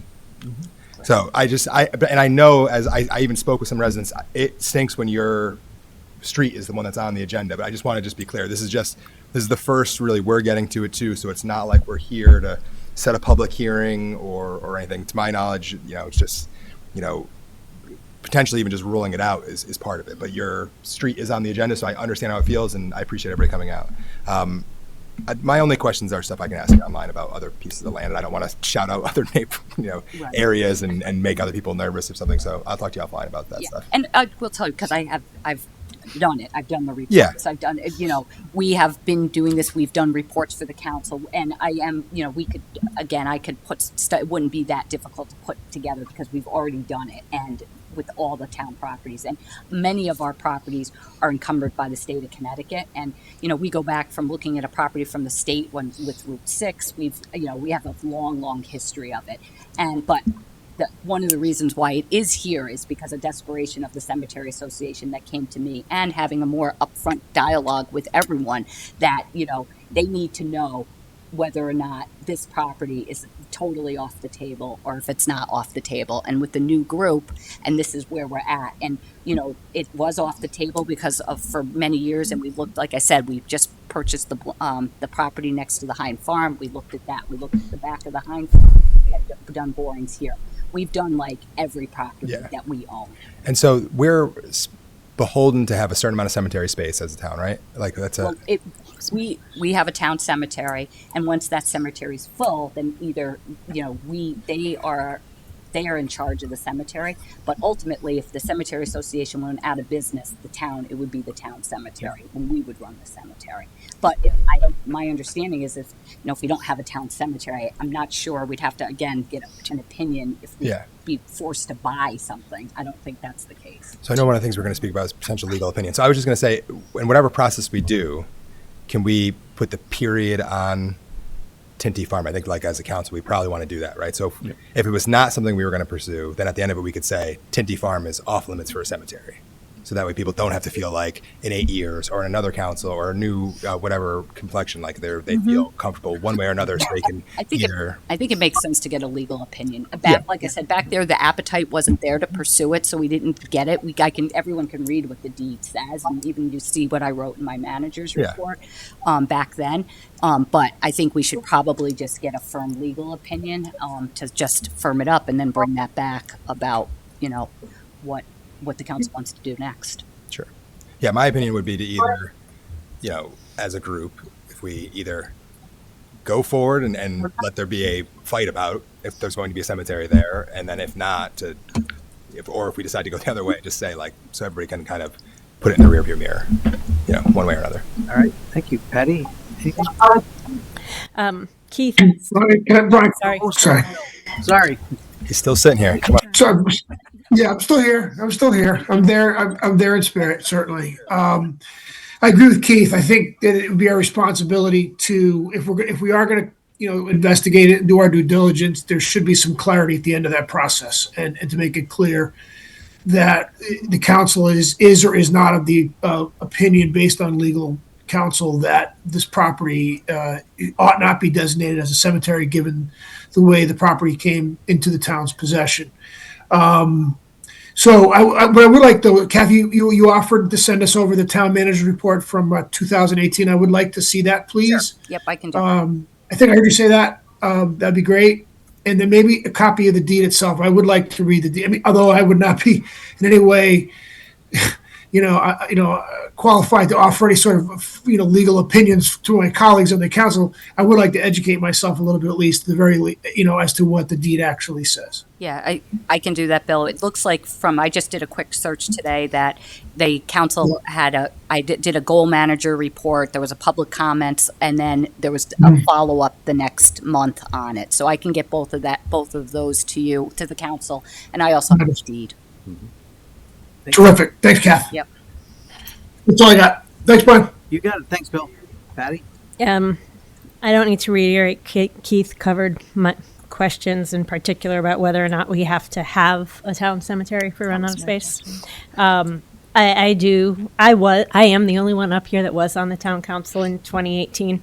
And I appreciate everyone coming out again with your comments and concerns. And I remember not going forward in part because of what the concerns were of the neighborhood. And part of that reason, part of what we asked was for town staff to look at other sites and locations.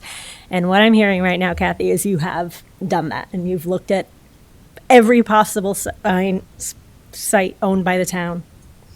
And now we're back to where we were 8 years ago. Is this being potentially the only option? If it's even an option, but we're back to this decision that we have to make. Right. Okay. So I agree that legal opinion on the deed is warranted. And I don't know if it rises to the level of a legal opinion, but having an understanding about whether the town actually has any obligation to find another property. Yeah, I can add that in. Okay, thank you. Thank you, Patty. Another one of the benefits of having a couple of lawyers up here to help us. Thank you for your knowledge. Dave? Yeah, I would just say, I think the questions that have kind of in the commentary that's been heard to date, I think is kind of spot on. So being new on the council, not being here 8 years ago on the council, I guess where I stand on this would be, in the town cemetery update of what's published here, the town will be conducting preliminary due diligence work on the property this summer.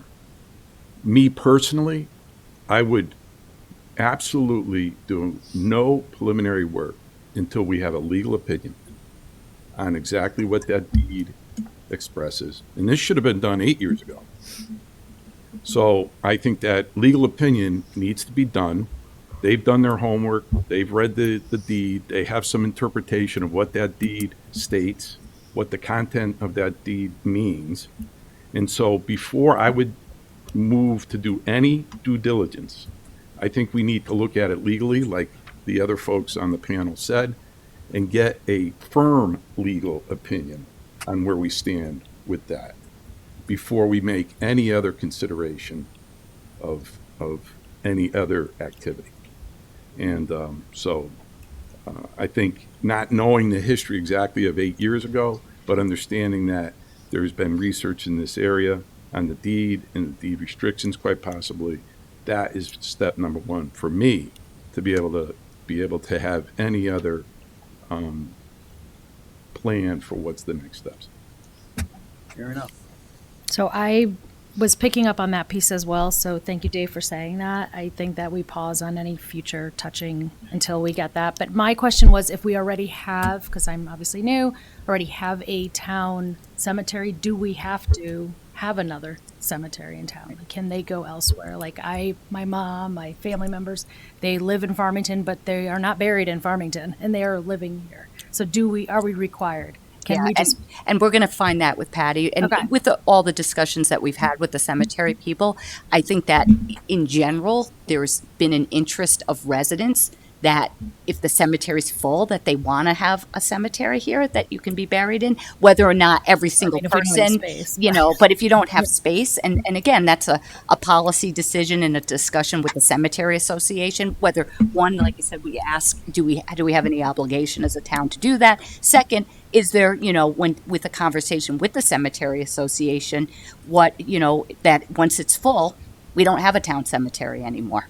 Because obviously where the current cemetery is located, obviously the aesthetics is very different. So I can, feel for the residents in that area and not wanting to wake up and see that every day. Yeah. So I'd like to make sure we cover all our bases. Sure. Thank you.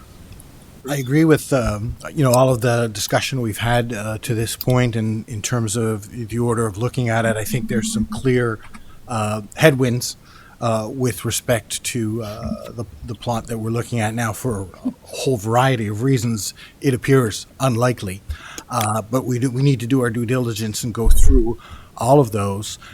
It sounds like we're rapidly approaching back against the wall if we're going to have a cemetery. So it seems that it would be prudent to charge the land acquisition committee with starting to look for alternatives in the town that we could look at and maybe engage with to purchase. I don't know if those are realistic or what's there, but it might be a good idea to at least start searching for some alternatives.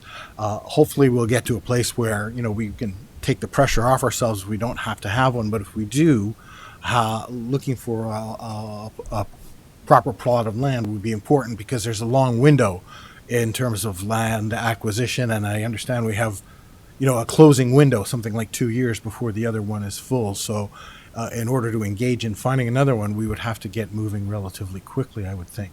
Yeah, and we have not, as a town, looked at land to purchase, and that would be absolutely the next step if there was an interest in having the cemetery, if we have to have a cemetery.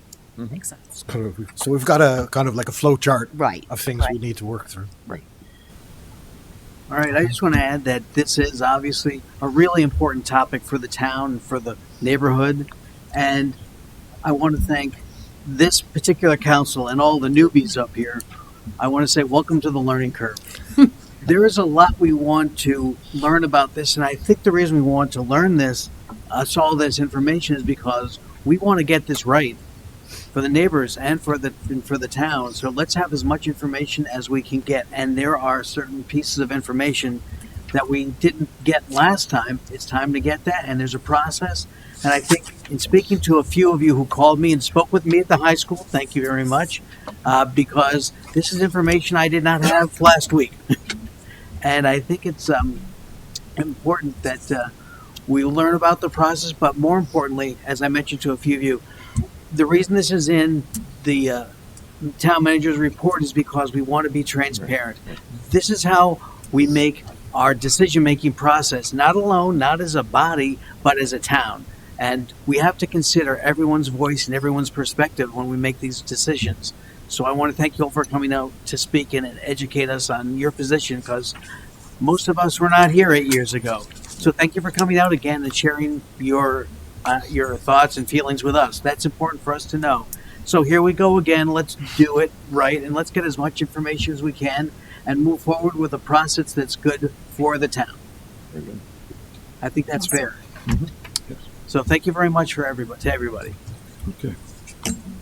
Is that That's it for, nope, that's it for me. I make a motion to accept the town manager's report. Second. all in favor? Aye. Opposed? Passes unanimously. Move on to new business. I make a motion to approve the statement of needs from the Ad Hoc Fire Station Building Committee. Second. Discussion? Oh, excuse me. So you have the statement of needs, and by ordinance, the town council has to accept or approve the statement of needs before a building committee is appointed. Is there any further discussion? Bruce, anything to add? Nope. Good to go. Nadine? We're good. Dave? Patty? I'm all set. Bill? Nothing. All right. Keith? All set. All those in favor of the motion, let's call a vote. Aye. Aye. Opposed? Aye. Motion passes unanimously. Thank you very much, everyone. J2? I make a motion to disband the Ad Hoc Fire Station Committee. Second. So the ad hoc fight was established in 2025. We would disband that, and hopefully at the next agenda item, or you would then appoint the building committee. And it's, as I think it's good to notice, confirm, Dave, what you said, is that I think this ad hoc committee did a lot of work that the building committee would typically do, the beginning layers of it. And that's why it took 16 months to go through it. Correct. Take it and run. All right. Any further discussion? Keith? Patty? No. Oh, Bill? Nope. Okay. Dave? All good. Nadine? I'm good, thank you. Bruce? All good. I'm asking for a vote. All in favor? Aye. Opposed? Aye. Abstentions? Passes unanimously. I don't have the names.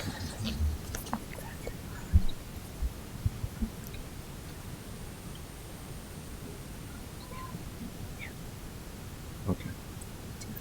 Okay. Would you like to make? So we could put next week. Yeah, just I think yours. Okay. Yeah, you can do that.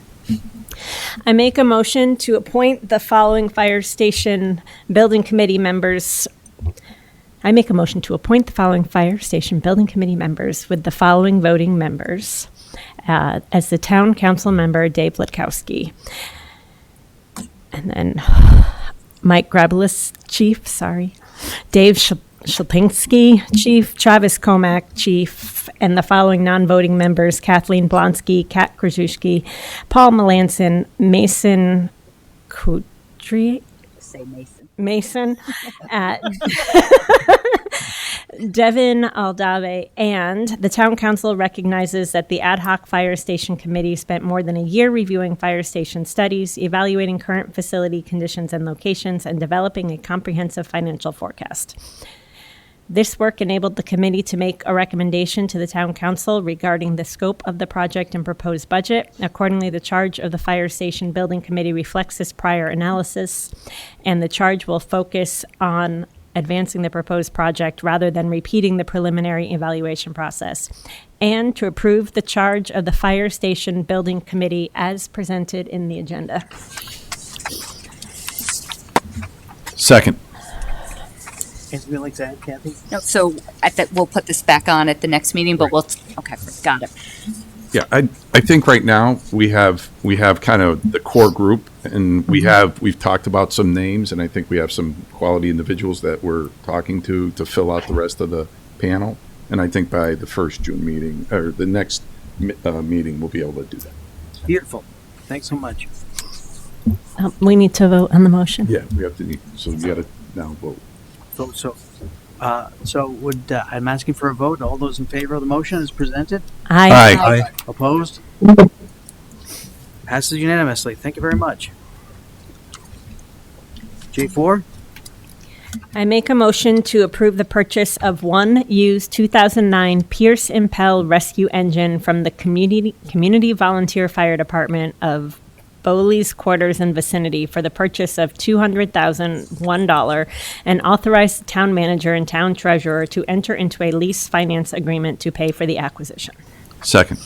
So in the note, you see that in the April 2024 budget referendum, town voters approved an authorization to purchase a new fire engine to replace Engine 8, which is a 1997. The original plan was that when the new pumper engine was received, the current Engine 8 would become a spare engine and Engine 10 would be sold. As was reported to the town council in December 2024, when they approved the contract to award the purchase of a new rescue engine, based on orders in the queue, it was expected that the new engine would not be delivered until 2028 at the earliest. And that's something new for us, that now it takes, 5 years, 4.5 years to get a fire truck. In the meantime, the town continued to have issues with Engine 10, which is our 2012, requiring it to be out of service for periods of time and incurring significant repair costs. The long lead time for the new fire truck, in addition to the problems the town was experienced with Engine 10, became both a financial and an operational concern that needed to be addressed. As a result, staff researched the used fire apparatus market to determine what the town could expect for a sales for the price of Engine 10. While undertaking the research, a private used apparatus dealer approached the town and offered $90,000 for Engine 10. Since Engine 10 has been experienced out of service time and significant repair cost, and since it was designed to be retired and sold upon receiving the new apparatus, it was decided to accept the offer and sell the apparatus now. Amid their research, staff was able to find a used 2009 rescue engine that's being sold by the Volunteer Fire Department in Maryland. Fire staff and mechanics from the town vendor for the fire truck maintenance inspected the engine and determined that it's mechanically sound and would meet the needs of the fire service.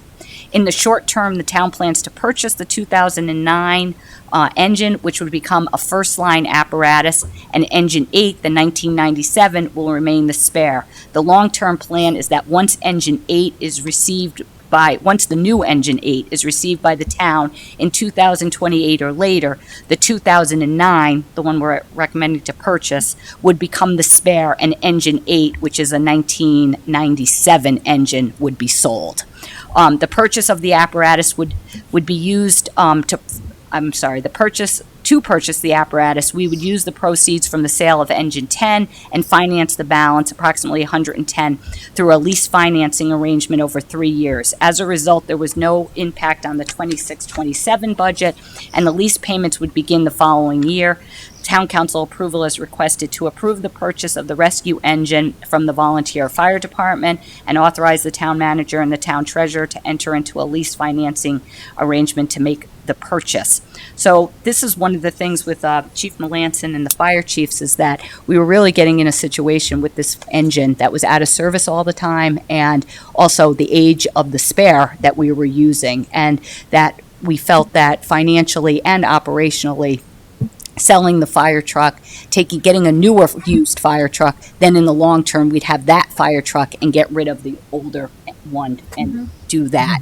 And I think that it's a good plan, and also that we were able to sell the fire truck that we sold, the Engine 10,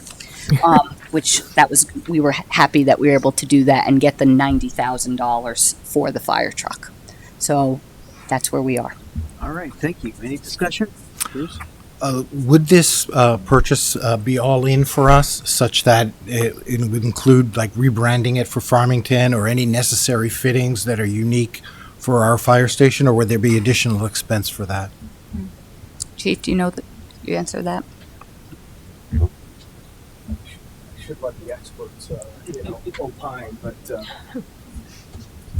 Yeah, so it'll be minimal cost because, and actually they are, just as an aside, they're throwing in the ladders and the hoses and everything else that's on it. The only additional cost will be getting it here. So we're going to work that out, and that'll come out of our repair budget, and then just putting a sticker on it. So everything else, though, has been checked out. Sounds good. Thank you. Awesome. Nadine?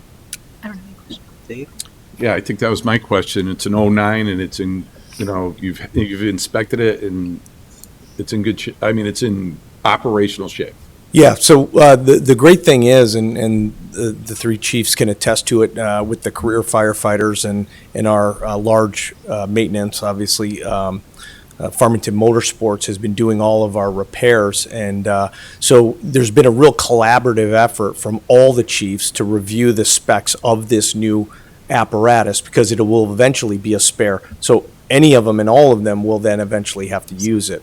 And then obviously the expertise of, the quality of the truck, the engine, and those sorts of things, the pump testing and all those things. That's why we sent down the Farmington Motorsports mechanics to take a look, take a drive, put it through the pump test, make sure that it fits. So we wanted to be sure before we came to you that everything was in line. Perfect, thanks. Patty? And I just want to clarify, and this is mentioned in Kathy's summary, but we had significant repair costs on Engine 10 on a yearly basis. Yes. Okay. Yeah, which is, I think, part of the reason, and the finance director and, with Joe Swetsky, we talked about this engine all the time because it was going in. But additionally to the finance cost, Motorsports was good enough. We replaced the batteries earlier this year. It was $6,000, right?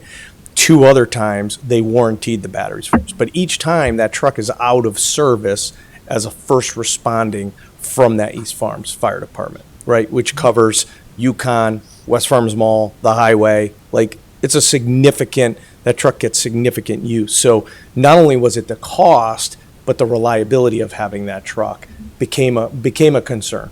Okay. Yeah. Thank you. Thanks. Bill? No questions. Okay, Keith? No questions. All right, thank you, Chief. This puts us in a safer, more reliably safe position. Yes. Awesome. Thank you. So I'm going to ask for a vote. All those in favor? Aye. Aye. Opposed? Abstentions? Passes unanimously, and thank you very much, everybody. Let's move on to J5. Before we make the motion, should we have a discussion about the budget and the impacts of the legislative changes? In case we Okay. want to change the motion from what it currently says. Very good. Yeah, let's do that. So, conversation about what we want to do or what you're interested in doing with this money that we're talking about. We were talking about focusing more on just what's going on with the state and not the school portion. So we're talking about the 1.6, the 7, what was it? Yeah, I think The 148. Joe and I have been talking in that, as you see in his note, that the supplemental education aid is 148,320. I think it's still a little, the law, like we're still evaluating, like what we actually can. I think we know basically, but I think it's not 100% clear yet. And according to Joe, we don't have to make a decision on that 148 at this meeting. So I think that would probably behoove us to get more clarity and have more discussion maybe with the school system and some of that before we do that. The supplemental aid is $1,669,896. Again, thank you to our state delegation. And I think Mike D'Amico was absolutely correct. If you look at the proportion and the percentage of what Farmington got, we did quite well for that. Joe had written some different things, and we have some different ideas, about, I think the overall intent in some ways from the legislative is to lower the tax rate. And, Joe had put a sheet together that showed using all of the money or, the budget with the town grant only, where it would go to. We would go from a 3.5% tax rate to 2.1. We could do various things. We could do a portion of it and then save some of the money for the reval year next year. So we could take split it or whatever percentage you would want to do, and then that would help the tax rate and then also help us next year. We have a slight concern, but it is what it is that we're hopeful that we're going to get this grant next year. But if we don't, that's, revenue side of the budget. And if you look on this sheet right here, where our revenue is, if we don't get that $12 million or that extra thing, we have to make up some of that money. But this is a Pequot grant, and that would, we're hopeful that we're going to get it again, but, maybe taking only half of it. But then again, going on, we have a reval year, and like we said, I think it's going to be a tough year, and using part of it next year to help the tax rate, I think is the intent too, is that they're helping it this year, and you're going to help it next year. So We have some numbers or like that's kind of where we're at. I think we have some motions to amend things to use a portion of the money if that's what you're interested in. We don't have to do this tonight, this part of it, but if we are ready to do it, and I think we're ready to have some different motions for you if you wanted to, I think it'd probably be a good idea. Okay. Keith, would you like to start us off? Forward for that. Do we want to make them? We have to figure this out before we do the motion. Yeah, it'd be easier. So, what's your opinion on all or nothing or partial? If we can reach a concession, I would love to get it done tonight. That would be my first statement. So we're tabling for tonight anything about the education money. We're gonna have future discussions about that. So Correct. Just from what Kathy said, and I think it was said in public comment, and it's one of the proposals in here. I would love to see some of that money go to fund balance so that we have some money for next year. We all know it's going to be a bad year next year. We don't know it's going to be a bad year. We hope it's going to be a great year, but we are concerned it could be a bad year. And then I believe the intent of this was to give something back to taxpayers. And so I would be in favor of splitting it and this year and next year and go half fund balance and then half to pay down some of that tax rate. And I'm up for conversations about if people want to change the percentages or whatever else, but I think something like that is the spirit of this and I think would be good for everybody in town. Thank you. Bill, do you have any opinion here? Couldn't say it any better. I agree with Keith. I think we have responsibility to, as Keith said, the legislation was passed and intended for us to reduce the tax burden, and we can do that, and also be smart about next year with respect to reval. So yeah, I'm open to a conversation on the allocations and the percentages, but yeah, for sure. All right, Patty. I agree that we should look to lower taxes for this year. I agree that there's potential challenges next year due to the reval, so saving some of this money for next year makes sense, and allocating some of it for this year to help our residents also makes sense. I do want to make a comment about public comment this evening about zeroing out the fund balance allocation. I know that ideally we wouldn't draw from fund balance, but my understanding is we've been allocating from fund balance for several years, at least multiple years now, and we have not actually spent the fund balance for many of those years when it's been allocated. Is that right, Joe? Okay, so I think the advantage of keeping that fund balance allocation is that I think it allows us to be conservative in our anticipated revenue estimates. And if our revenue is higher than our estimate, then we're not taking from that fund balance. But by allocating the fund balance, it also means we're not taxing the residents for that $800,000. So I think there's benefits to our residents to appropriate the $800,000 fund balance this year, and just to maintain our tax rate and reduce it, but also save some of these funds for next year. Hopefully that makes sense. Thank you, Beth. Yeah, I'm in line with the first three opinions here. Yeah. I think it's the smart move. All right, Nadine. I'll take it for 4. Okay. 5. Bill. I will add my name to the list. I think it's the most Connecticut decision we could probably I make. want to talk about a percentage now, so we can actually have the motion. Do we need to put the percentage in the motion? So when you say percentage, what I think a you percentage of what? amount? Like, are we splitting it 50-50 between the fiscal years? or- Two-thirds? So I'll suggest 50-50 for discussion. Okay. Yeah. Any other discussions? 50-50, Joe, what does that look like? I mean, if we do, I know you've been patient. I'm just. He's been sitting for a while too. Put him in the cushion chair.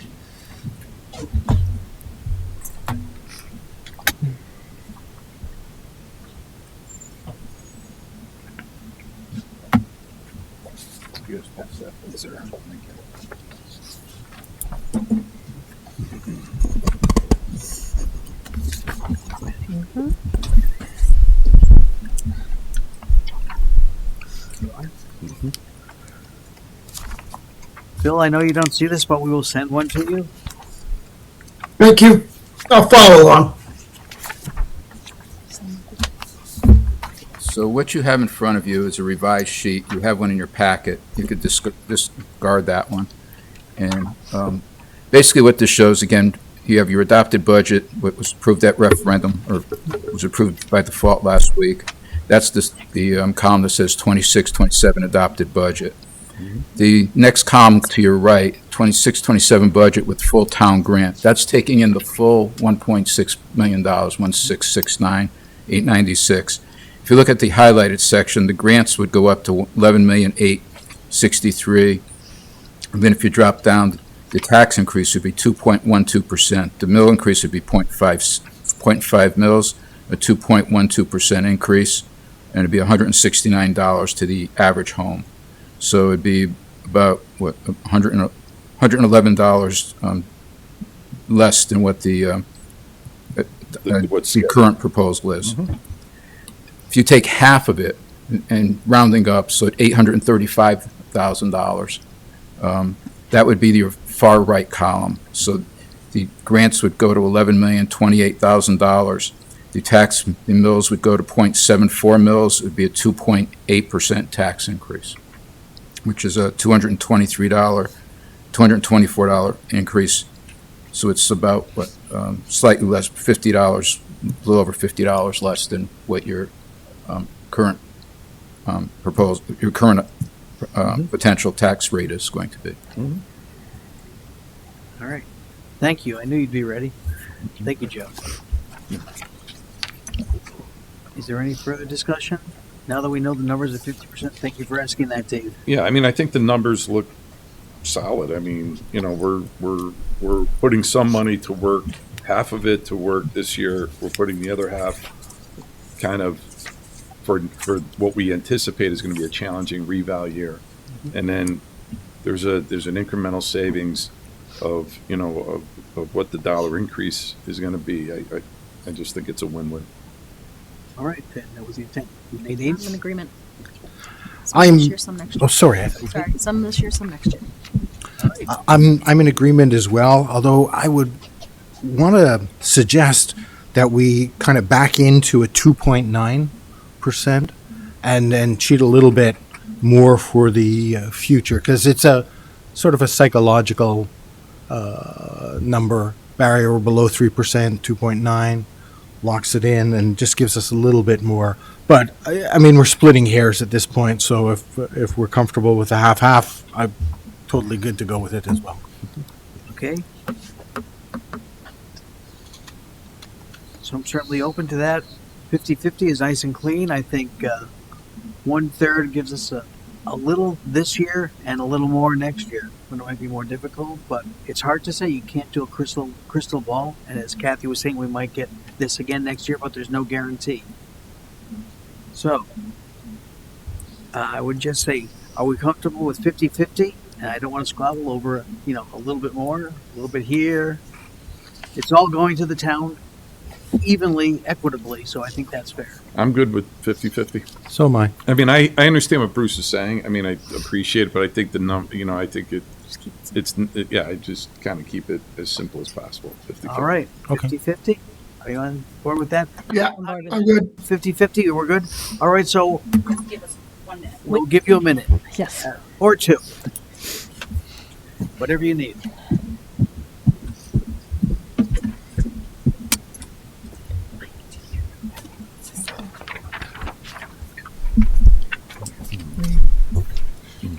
I make a motion. Hang on, both of my pieces of paper.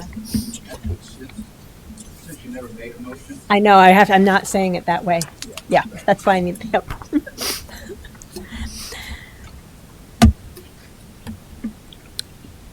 I make a motion that a property tax rate of 27.36 mils be levied on the net taxable grand list of October 1, 2025, in the amount of $4,612,782,764 to meet the appropriations of the town of Farmington for the fiscal year beginning July 1, 2026 through June 30th, 2027.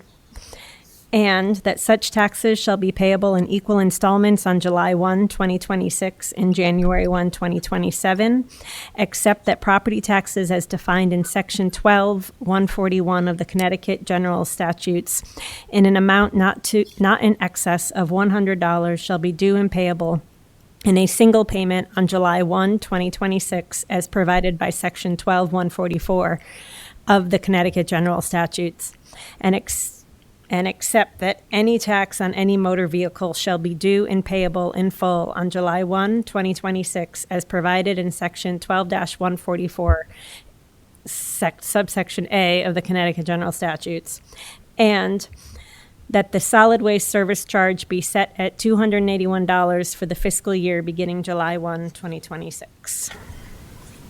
Second. Any further discussion? All right. Wait, what else do I need? I'm sorry. Are you going to read the first part? Yes. And pursuant to Section 178 of Substitute Senate Bill 1 as amended by Section 506 of House Bill 5563, approved by the Connecticut General Assembly on May 6, 2026, the Town of Farmington fiscal year 2026-2027 adopted budget is hereby amended by adding the state revenue grant account supplemental Pequot Mohegan grant in the amount of $835,000 and reducing the current property tax revenue account by $835,000. Thank you, Joe. Second. Any further discussion? Yes, please. So I'm going to ask for a vote. All those in favor? Aye. Opposed? Aye. Passes unanimously. Thank you very much, Joe, and thank you to the state for the reduction in our taxes here in town this year and next year. All right. Would you like to move on to agenda item J6? Do we have to do 4 now with the fire truck or no? We did it. We did. We're done. We've got that. We did. I thought we were going to table it. Okay, maybe I misunderstood. I thought we tabled it pending the discussion of the budget allocations. Nope. I misunderstood that. Okay. Nope. All right. Long night. I make a motion to approve the following resolution to appoint an alternate to the Capital Region Council of Governments, or CROG. Whereas the town of Farmington wishes to appoint an alternate to the Capital Region Council of Governments. Whereas the CROG bylaws, an alternate may be designated by the town's appointing authority when the chief elected official is unable to attend the CROG Policy Board meeting. Whereas Bruce Polsky is qualified to represent the town of Farmington's interests at CROG meetings. Now therefore be it resolved that the town of Farmington appoints Bruce Polsky as an alternate to the CROG Policy Board. Second. Any further discussion? All those in favor? Aye. Aye. Opposed? Passes unanimously. Thank you very much, Bruce. All right, let's do item J7. I make a motion to award bid number 370, Highway and Grounds Building HVAC Replacement Project to West State Mechanical, Inc. of Torrington, Connecticut at a contract cost of $871,500. Anything, Kathy, you want to add to that? Yeah. Dave, need to Second. Oh, sorry. Yeah, I was second. I apologize. Yep. This is to award a contract to replace the heating and air conditioning system at the Highway and Grounds Building. We opened up bids for this project on April 29th, and 4 bids were received, ranging from $871,000 to $1.4 million. West State Mechanical submitted the lowest bid. Staff reviewed the paperwork and qualifications and are recommending that we award the bid to West State. And just for context, the borrowing authorization was in the amount of $1 million. Thank you. Any further discussion? Bruce? No. Nadine? Dave? No, I'm fine. Patty? I'm all set. Bill, you good? All set. All right. Keith? All set. Thank you. All those in favor? Aye. Opposed? Aye. Passes unanimously. Thank you all. Did we buy- Are you you jumped over one, though, 369. right? It's 369. I think, Oh, did I miss one? I'm yeah, sorry. J7. 7. Okay, good. I was. That's why I was sitting here I'm jumping around. sorry. Is my thing out of order? Oh, mine's J7. I have that. What did I miss? What did I Well, miss? on our J7 agenda, on the agenda. It's in the paper I have in front of me. J7 is. Oh, this is the Ah, revised that's why. Oh, I'm Yes. sorry. I'm going We by sent this. a second Oh, we sent a revised agenda. to include the HVAC. Yes. My J7 This is the just around. Senior Center HVAC is 369 to Pat Munger. Do you, yeah, Pat, Yes. you're still Yes. doing the senior center, right? Yeah. Yes. And then the next one is 370. It's the paper copy didn't match the electronic copy. Yeah, no, I understand that. J8 Yeah, is yeah. the- That's all right. Yeah, my revised agenda says just have the flip-flops. Yeah. Okay, so Got it. let's see. So we just did the HVAC, right? Yep. For the highway and grounds. Right, Okay. All right. So which one is? So now we're on senior 369. This is, yeah. Senior Okay. center, yeah. All right. I make a motion to award bid number 382, large fire apparatus. No. Nope. 369, I think, right? Hold on. It's another Okay, HVAC. I don't have, all Oh, right. you know what happened, Yeah. Patty? You and I, we got agenda copies of the old.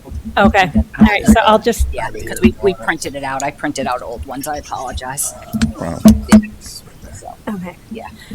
I make a motion to award bid number 369, Senior Center HVAC and Roof Replacement Project to Pat Munger Construction Company, Inc. of Branford, Connecticut, at a contract cost of $1,620,280. Second. Keith, could I see your thing? Yes. Do you need the actual words? Yeah. Give me 1 second. Yeah, I don't have it in front of me.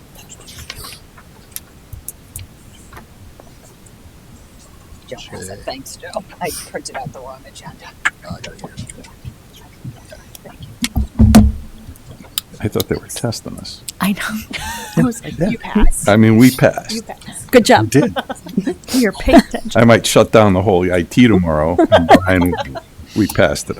Okay.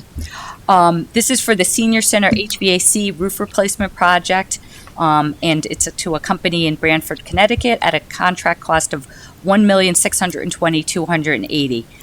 This motion is the award a contract to a qualified contract to replace the heating and air conditioning system and the roof at the Farmington Senior Center. Town staff opened bids for this project on April 30th, and the town received 3 bids. Staff reviewed the paperwork and qualifications of the lowest bidder, and it found it to be satisfactory. In addition, the low bidder currently is under contract with the town to replace the HVAC system at the Farmington Police Facility, which is nearing completion. Funding for this project from a 24-25 borrowing authorization in the amount of $2,650,000 approved by the town voters in the 2025 budget referendum.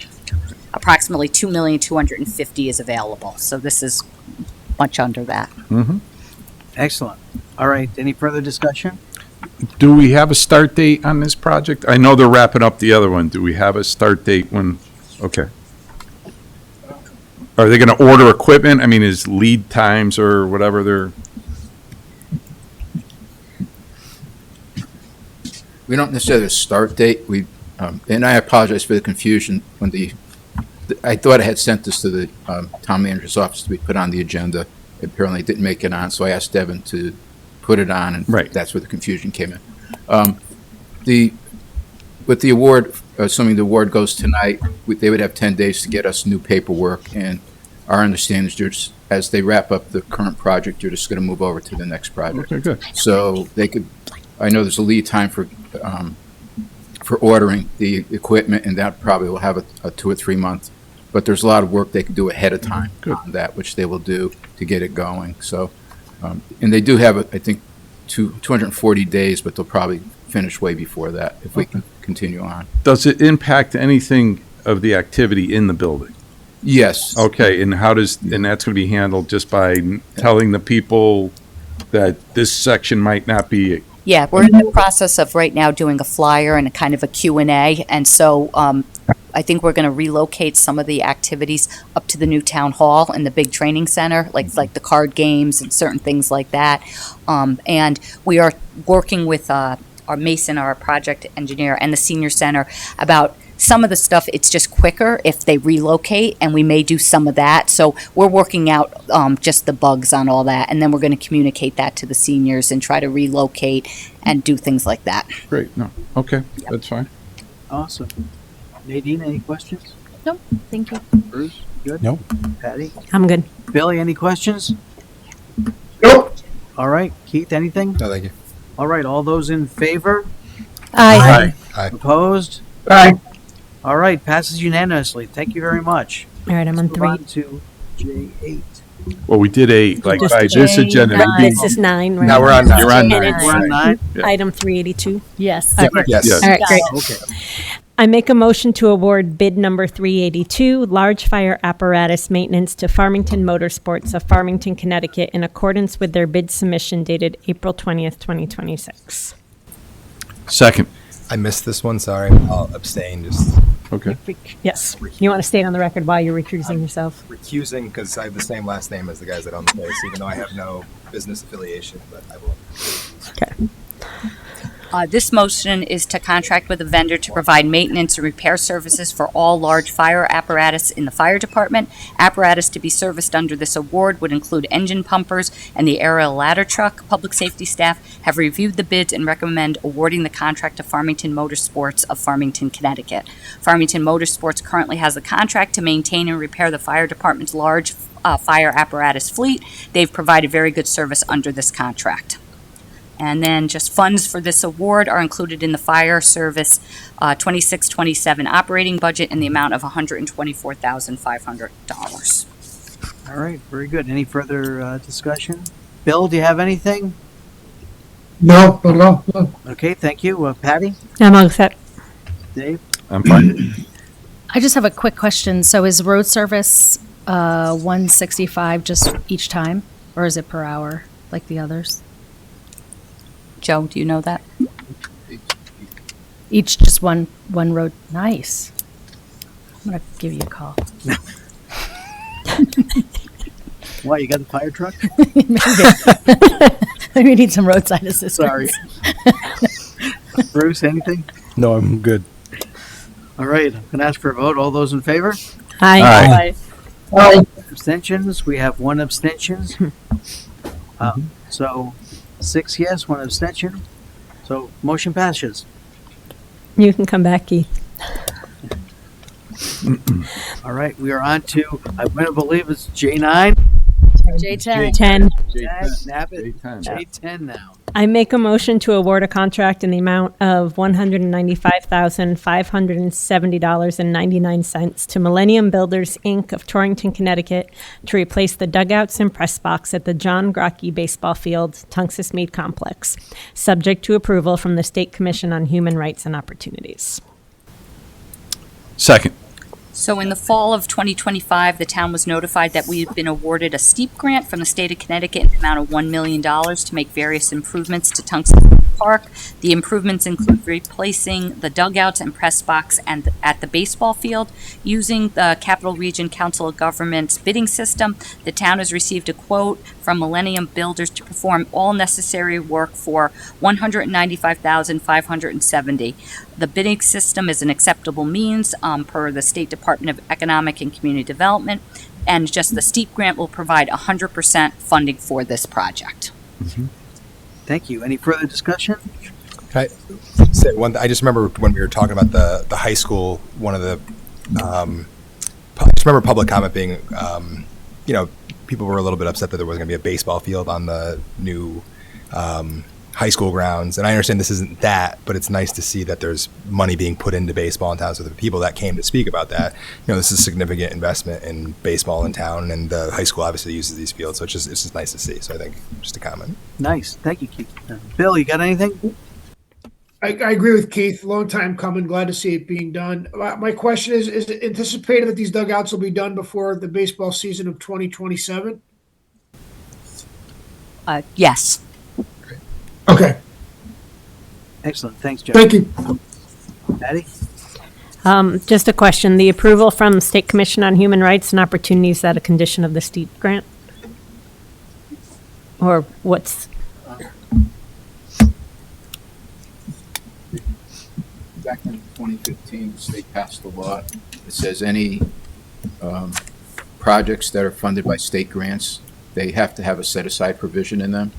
The law was amended last year, and you have to run the vendors by the Commission of Human Rights and Opportunities. If it's over a certain dollar amount, they have to be set aside. Under a certain dollar amount, they don't, but they do have to approve the vendor.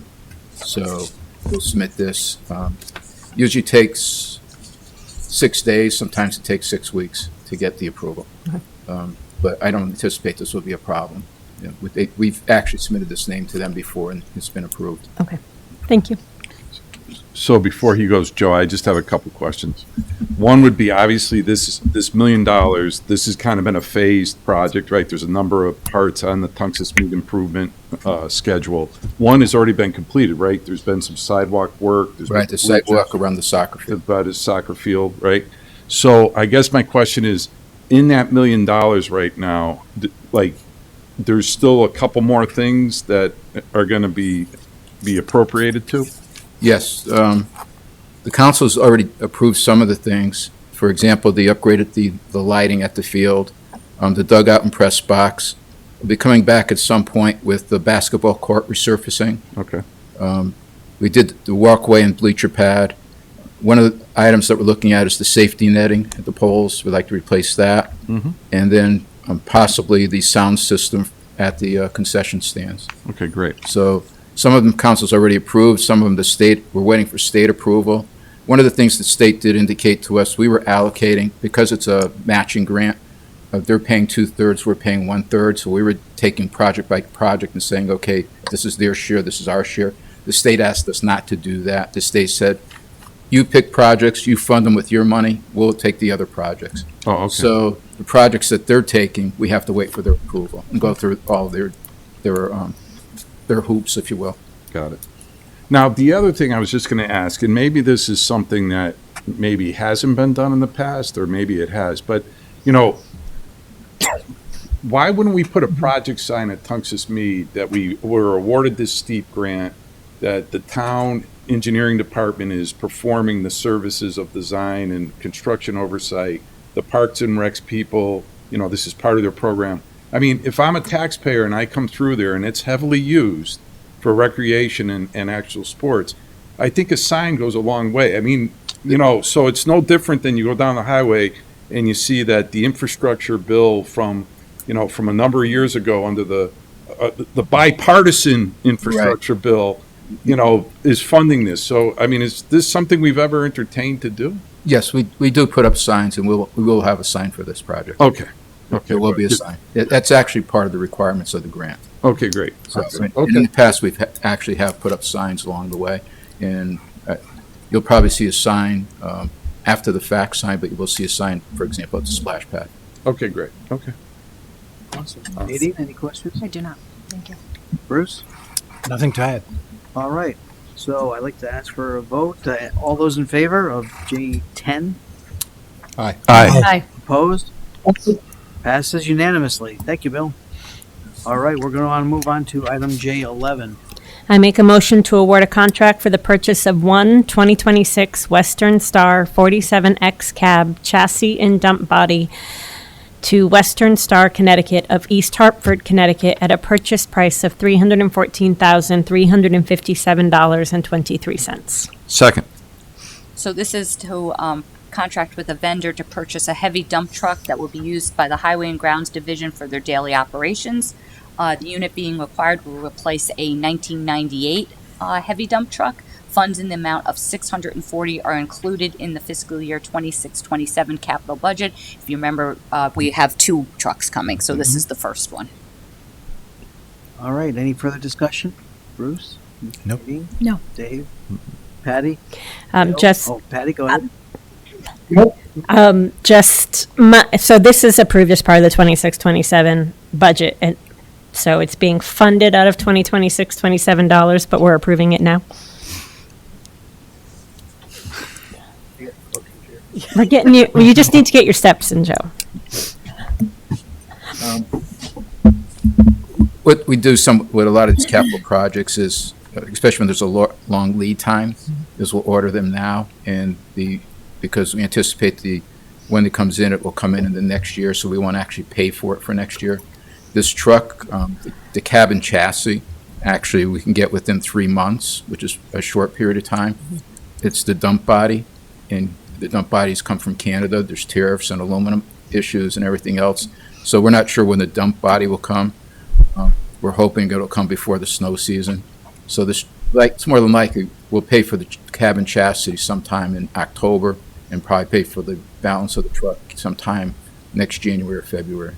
Okay. Thank you. Thank you. Bill, any questions? Nope.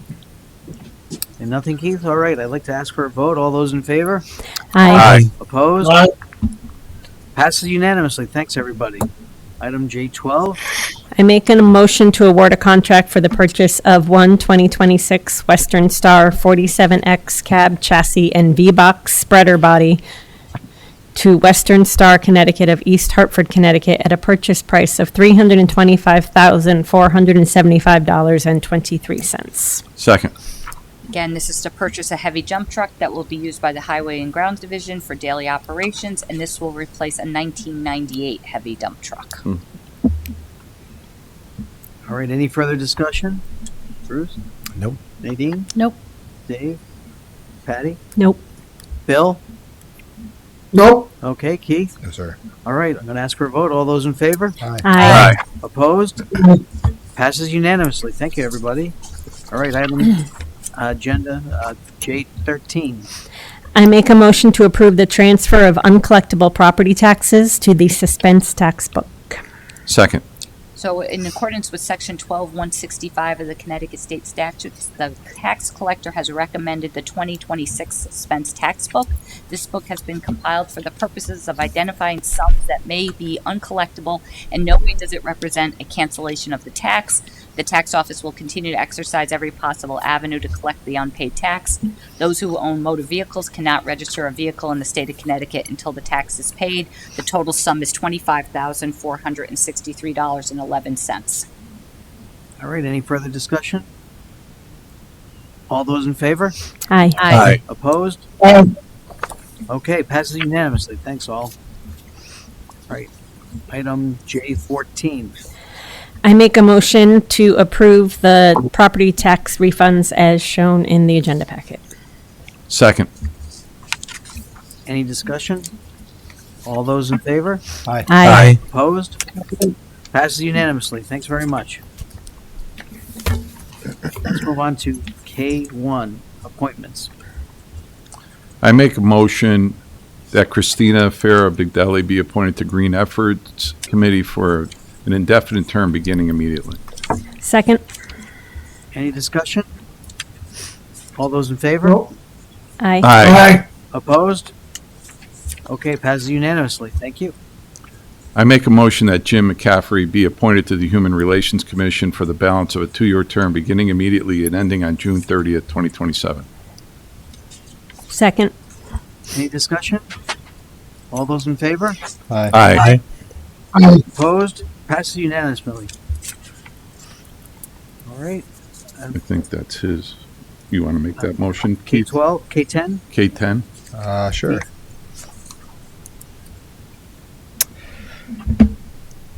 Is this us? This is the Board of Ed's appointment, or the union for the school. Oh, this is, appointment. so. Okay, I was gonna say, So that I'll, Yeah, so that I was I'll gonna make a motion that Linda Yacone be appointed to the Retirement Board for a 2-year term beginning immediately and ending January 2028. Somebody want a second? Second. Yeah, thank you. Gotcha, Dave. Any discussion? No, I was just going to say the only reason I didn't, for Linda's sake, is there's 2 names that I have from that I believe that we're bringing forward from our screening. Oh, okay, got for it. next Okay, year. I just wanted to make okay, sure I not a wasn't problem. doing something wrong there. It's a team. Yeah. All right, so All in favor? all in favor? Aye. Aye. Opposed? I make a motion that Jim Longworth be appointed to the Retirement Board for a 2-year term beginning immediately and ending January 2028. Which item is that? That's K12. K12. Thank you. Okay. Okay. Second. Any discussion? All those in favor of K12? Aye. Aye. Opposed? Aye. Passes unanimously. Thank you all. On agenda item K25, we talked about this in the name. We have an appointment and Keith, I think you Yes. believe you talked to Paul Cianci. Yep. Right? So So, we need I'll make a to- motion that we appoint Kate Grady Benson be appointed to the Lower Farmington River and Salmon Brook Wild Scenic I Committee. as think we the- need to amend the agenda first. Oh, we do? Because We have it's to amend not, the agenda? because if Paul's going in as the alternate member. is that Right.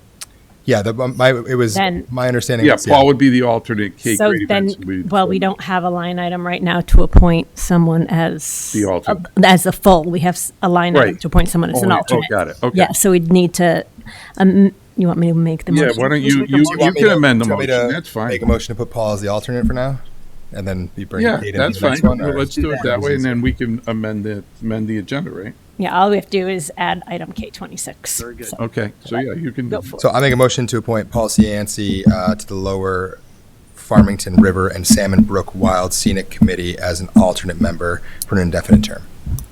Okay, any further Second. discussion? Second. Oh, sorry. Nadine, you Okay. got him? Second. Yeah. Thank you, Nadine. All right, any discussion? All in favor? Aye. Opposed? Aye. Passes unanimously, and let's make a new item, K26. Would you mind making a motion, Patty? Sure. I make a motion to amend the agenda to add item K26 to appoint Kate Grady Benson to the Lower Farmington River and Salmon Brook Wild and Scenic Committee as a full member Mm-hmm. for an indefinite term. Second. All right, any further discussion? All in favor? Aye. Opposed? Passes unanimously. Now you can, okay, so we're all set? Yep. Beautiful. All right, let's move on to L, which is executive session.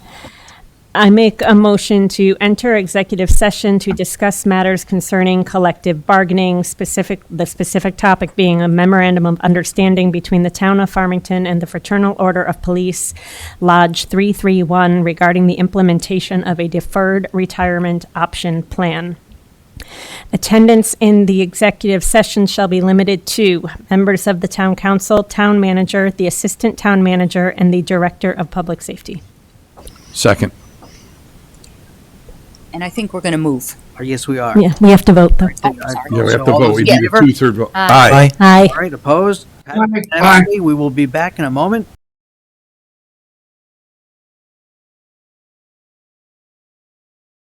Welcome back, everybody. We are back from executive session. Let's have a motion on J15, please. Yep. I make a motion to authorize the town manager to execute a memorandum of understanding between the town of Farmington and the Fraternal Order of Police, Lodge 331, regarding the implementation of a deferred retirement option plan, or DROP. Second. So the town of Farmington and the police union have negotiated a memorandum of understanding to implement a deferred retirement option plan, a drop for eligible members of the Farmington Police Department. This drop plan would be available to current police officers who are eligible to retire but elect to defer retirement while continuing active employment. Upon entering the drop, the employee's pension benefit is frozen, and the monthly pension benefit and the employee would otherwise receive is instead deposited into a drop account administered by the town. Employees may not access or withdraw funds from the drop account until separation from service with the town. So some highlights is that it establishes eligibility requirements, including criteria for good standing, adherence to departmental policies and professional standards. It provides a drop participation term ranging from a minimum of 1 year to the maximum of 5 years, and a review of the MOU by the town's retirement plan administrator concurs that the agreement is cost neutral to the town. Drop plans are valuable tools for employee recruitment and retention, and in line with the town council's strategic plan goal of supporting succession planning to ensure operational continuity. Drop plans are becoming increasingly common among municipalities. Most recently, the Connecticut Municipality Employees Retirement System established a drop plan effective July 1st, 2025 for eligible members from the retirement plan. Of the 169 towns in Connecticut, 107 participate in CMERS. So this is the agreement. I think this is really, it aligns with the town council's goals. We've added things into our MOU that's not boilerplate, that I think is very beneficial to the town of Farmington and to the pension plan. So I would definitely recommend that we you guys approve this. All right, any discussion? Oh, I'm all set. okay. Patty? I'm good. Bill? Dave? All good. Nadine? Nope. Thank you. All good. All right, I'm going to ask for a vote. All in favor? Aye. Opposed? Aye. Passes unanimously. Thank you very much. Let's move on to reports. 1928 building. Obviously, the big night is coming up. It's going to be Thursday this week. That's where the ribbon will be cut. The ceremony, the honorary ceremony to open it is going to be upon us. It starts at 6 p.m. 6 to 8, right? Yes. Yeah, 6 to 8. So I think it's going to be, fantastic for the town to come out and celebrate, again, another achievement in a building program. Town hall is not a small thing to do as far as putting a new one together and occupying it, and I think it's time to celebrate. All right, thank you. Anything on the ad hoc fire station committee? We accept your retirement of the committee tonight. All right, for the ad hoc sidewalk committee, we are still on hold until after our discussion on the Meadow Road project. Avon Farmington American 250. That moves on. We are getting many more sponsors. Thank you, Chief. We have a lot more participants. We have a number of antique cars that are going to be there, a number of acts, musical acts, performing acts from all around the town, from around the state who are going to participate, a number of nonprofits that are going to be there to share what they're doing and how they engage with the town and how you can engage with them. It's going to be a fabulous day. So looking forward to talking more about that and seeing you there. We have number 4 too, Brian. Oh, I'm sorry. Ad hoc Yeah, technology, the new one, technology committee. Bruce. Okay. Sorry. We've met 3 times at this point. We're in the information gathering phase. We've reviewed the offerings of Civic Plus, Polymorphic. We will be talking to Granicus, and we feel at least one other vendor who does municipal web updates. So we're looking at them, getting demos of their capabilities, how they're costing, type of investments they're making, integration with the things that we have, how hard it would be to implement, interoperability. We've seen some really cool things, things that we like. We'll finish our information gathering phase, and then look at putting together some of what we want, quotes, and see what we're in cost-wise, because we only have so much we can eat in terms of our ability to fund changes and look at what project we might do. Thank you for doing that. All right. Board of Education. Good evening, everyone. The board met last night at East Farms School. It was a regular meeting, not a lot of heavy lifting on the board's agenda last night. Two things, one thing I would want to call out is that they did recognize 2 students, middle school students at IAR, as CAS Scholar Leaders. That's an award that's provided under, or award that comes from the district's participation in the Connecticut Association of Schools. There's awards that go to middle school kids who have been recognized as peer leaders and leaders in areas of scholarship and character. Those individuals, those students' names were Agrantha Sivan and Sanika Madia. So that's a big accomplishment for both those students. Congratulations to them. And then let me see what else was there. Noah Walls Fund had a vote last night. They allocated their funds pursuant to the Noah Walls Fund grant. Those funds generally affect things in the school district that apply in the first district. That's about it. All right. Thank you, Bill. Patty, Conservation Inland Wetlands. Conservation Inland Wetlands met last week, discussed some residential projects, one a dock, expansion of patios, house rebuild after a structure fire. There was also, and those are still under review, I believe. And then another item was the Farmington Land Trust and the Farmington Memorial Forest presented the commission with a proposal for a trail connector expansion. So there's already a connection between the Memorial Forest and the Land Trust trails at the Wilcox Bushley House near the West District Preserve.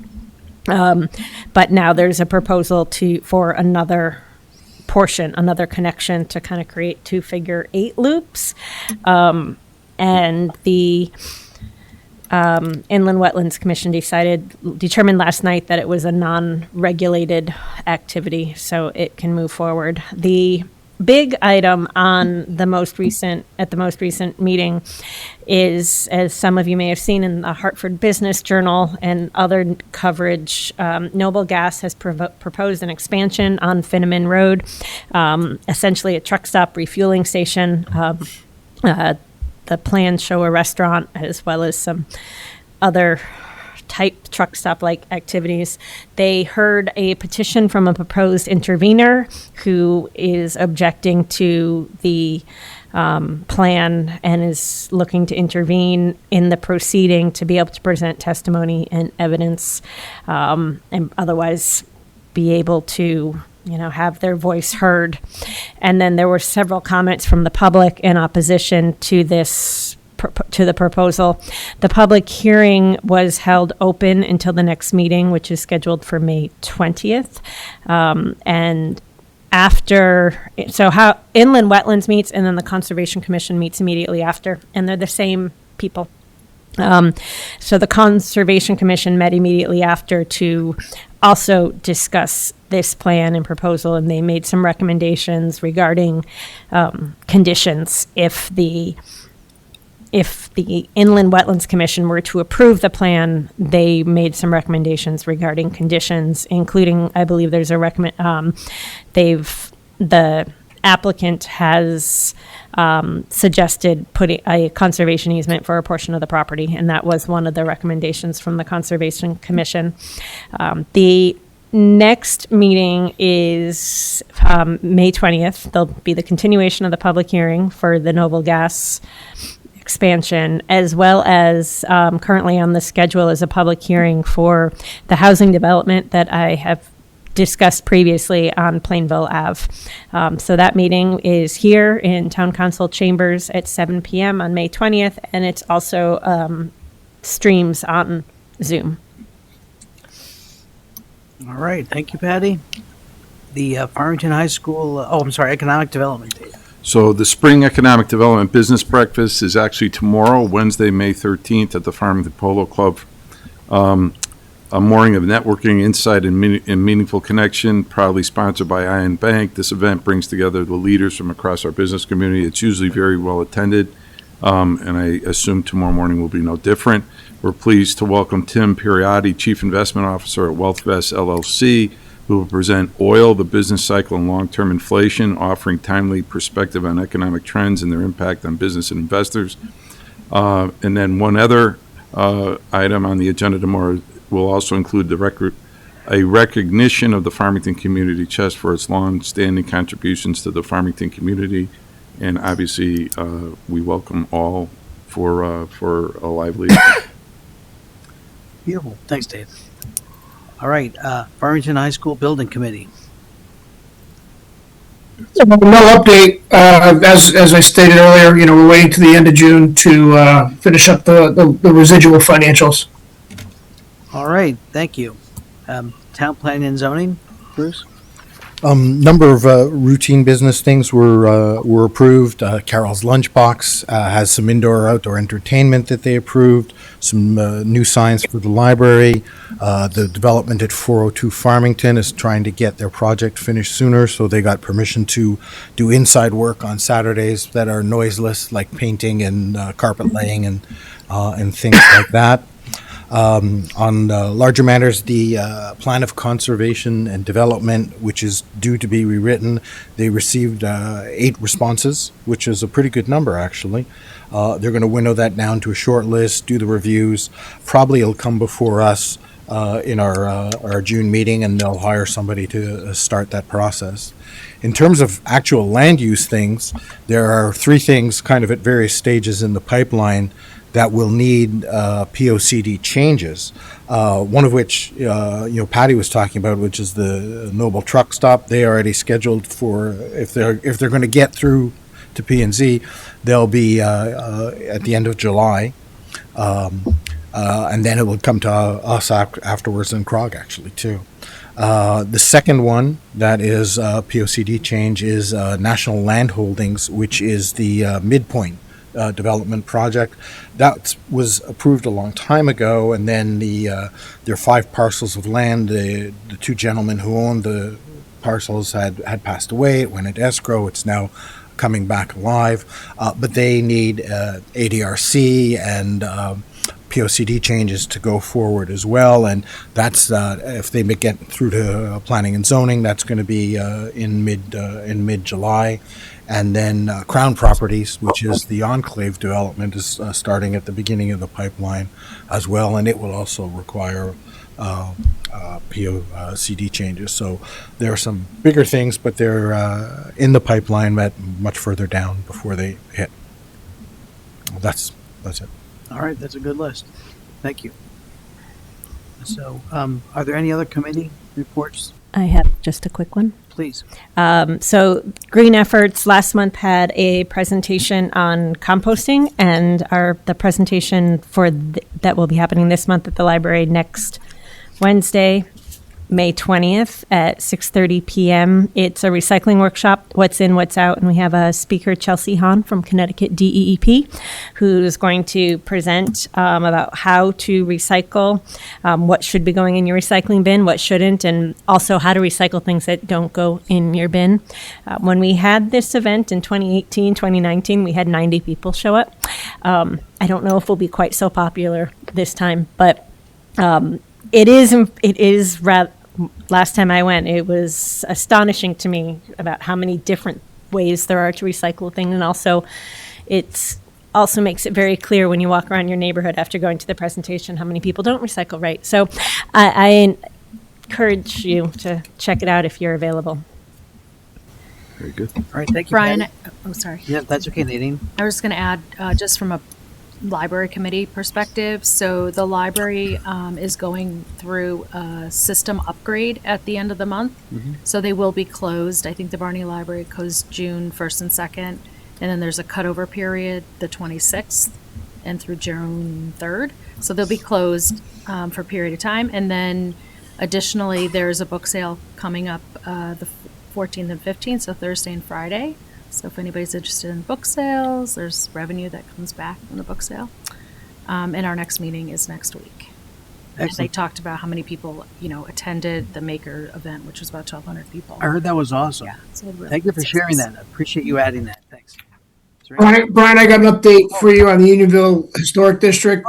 We met last week, first meeting of the year. Talked about a couple of things. The oral history project, which is on their website. They've been trying to, it's kind of like they're trying to slowly build that out and try to get people, Unionville residents, longtime Unionville residents to participate in the project. There was some conversation about including that as part of a capstone, perhaps at the high school, to get some high school kids involved in interviewing, Farmington, Unionville seniors, basically, about their experiences in the history of the town. So they're doing that. They're working on coming up with it looks like a walking tour. They haven't done one in a couple of years. They're going to do a walking tour of Unionville Historic District. And they're also out trying to identify other properties that might wish to become part of the historic district. So they're back to work. And yeah, I think they're also looking for some members too. Great. Excellent. Thanks for promoting that. Appreciate it, Bill. Anything else? Yep. All right. I'll move on to the report of the chair. I just have a lot of the things I was going to talk about have already been talked about, and I don't want to keep us here any longer. But I do want to say thank you to all of you for working on the budget. I want to say thank you to the residents who came out to vote. It was approved, and I want to say thank you to the folks who also supported more money for roads. It was approved, as well as the HVAC for our elementary schools. That was overwhelmingly approved by the voters who came out. So thank you for that. And we continue to seek grant funding here at the town to keep costs low. And we have just shared today a couple of thoughts on how some grants we might apply for. And I just want to say thank you also to our representatives, our delegate representatives who got us some additional money that we figured out how we were going to save the town money this year and next year, which is really lovely to be able to say that. On projects, I've been getting a lot of questions about the new bridge. I just wanted to share that we do look forward to hearing a response on our grant application for the new bridge over the Farmington River to Monteith Drive. That's coming sometime, maybe in May, maybe after that. What did Russ tell me? I think it's coming up soon. Yeah, I It's think, like- he it said around the end of May, but I don't want into June. But it's not a hard date, but No. somewhere around there. Yep. So that will be exciting to hear. So we've also got, let's see, we're exploring some potential options as we've discussed for Meadow Road, so we'll see how that goes at our next town council meeting. But that is one of the projects we have upcoming. Also, I want to say, in terms of recognition and community highlights, just a few things. Thank you to everyone who participated in the Farmington Cleanup Day. You helped keep our Farmington town beautiful. Also, our town hall ribbon cutting is this Thursday, May 14th, in 2 days. The High School Scholarship Award program is May 19th. I just want to a shout out and congratulations to all of our students who have achieved so much this year, our seniors, and those who are receiving scholarships. Congratulations to all of you for your achievements. June 19th event is on June 20th, 5:30 to 9 at Simsbury Meadows, and our Memorial Day Parade, which we talked about earlier, Monday, May 25th, starting at 10. And the high school graduation is Friday, May 29th. Again, congratulations to all those graduates who are coming up. So, upcoming agenda, and focus areas No, are. That's not graduation. That's not, I don't think graduation. No, graduation's in June. Oh, maybe, I'm sorry, June. 10th, I think. June 10th. I'm sorry, guys. Yeah, I'm looking through on my update. Yes, it's June 10th. You have to let them know if you're going to attend by May 29th. Oh, no, let them know by May 29th, so thank you. If the seniors don't show up for 2 weeks, Brian, they're Yeah. just going to Yeah, say I'm the gonna town's hear here. about it, aren't I? Allow them time. So, upcoming agenda and focus, we're focusing on the Firehouse Building Committee, and thank you for those who are participating in that. It's going to be a great conversation. And we have our townwide survey coming up, and we're asking for input from people in town who want to participate in that. And we look forward to hearing from all of you on items that will be charting the future for plans in Farmington. Thank you to everyone for reaching out and recognizing the efforts of what we're doing here in Farmington. I appreciate everyone calling, emailing, and coming here to talk, to let us know your position on issues in Farmington. It's really helpful to us and it's helpful to the town. So thank you for participating. We look forward to continuing the conversation. And I appreciate everyone's appreciating the fact that we're being as transparent as we are and that they kind of notice it. So I want to say thank you. So I want to just encourage you in your civic participation to continue. Thanks very much.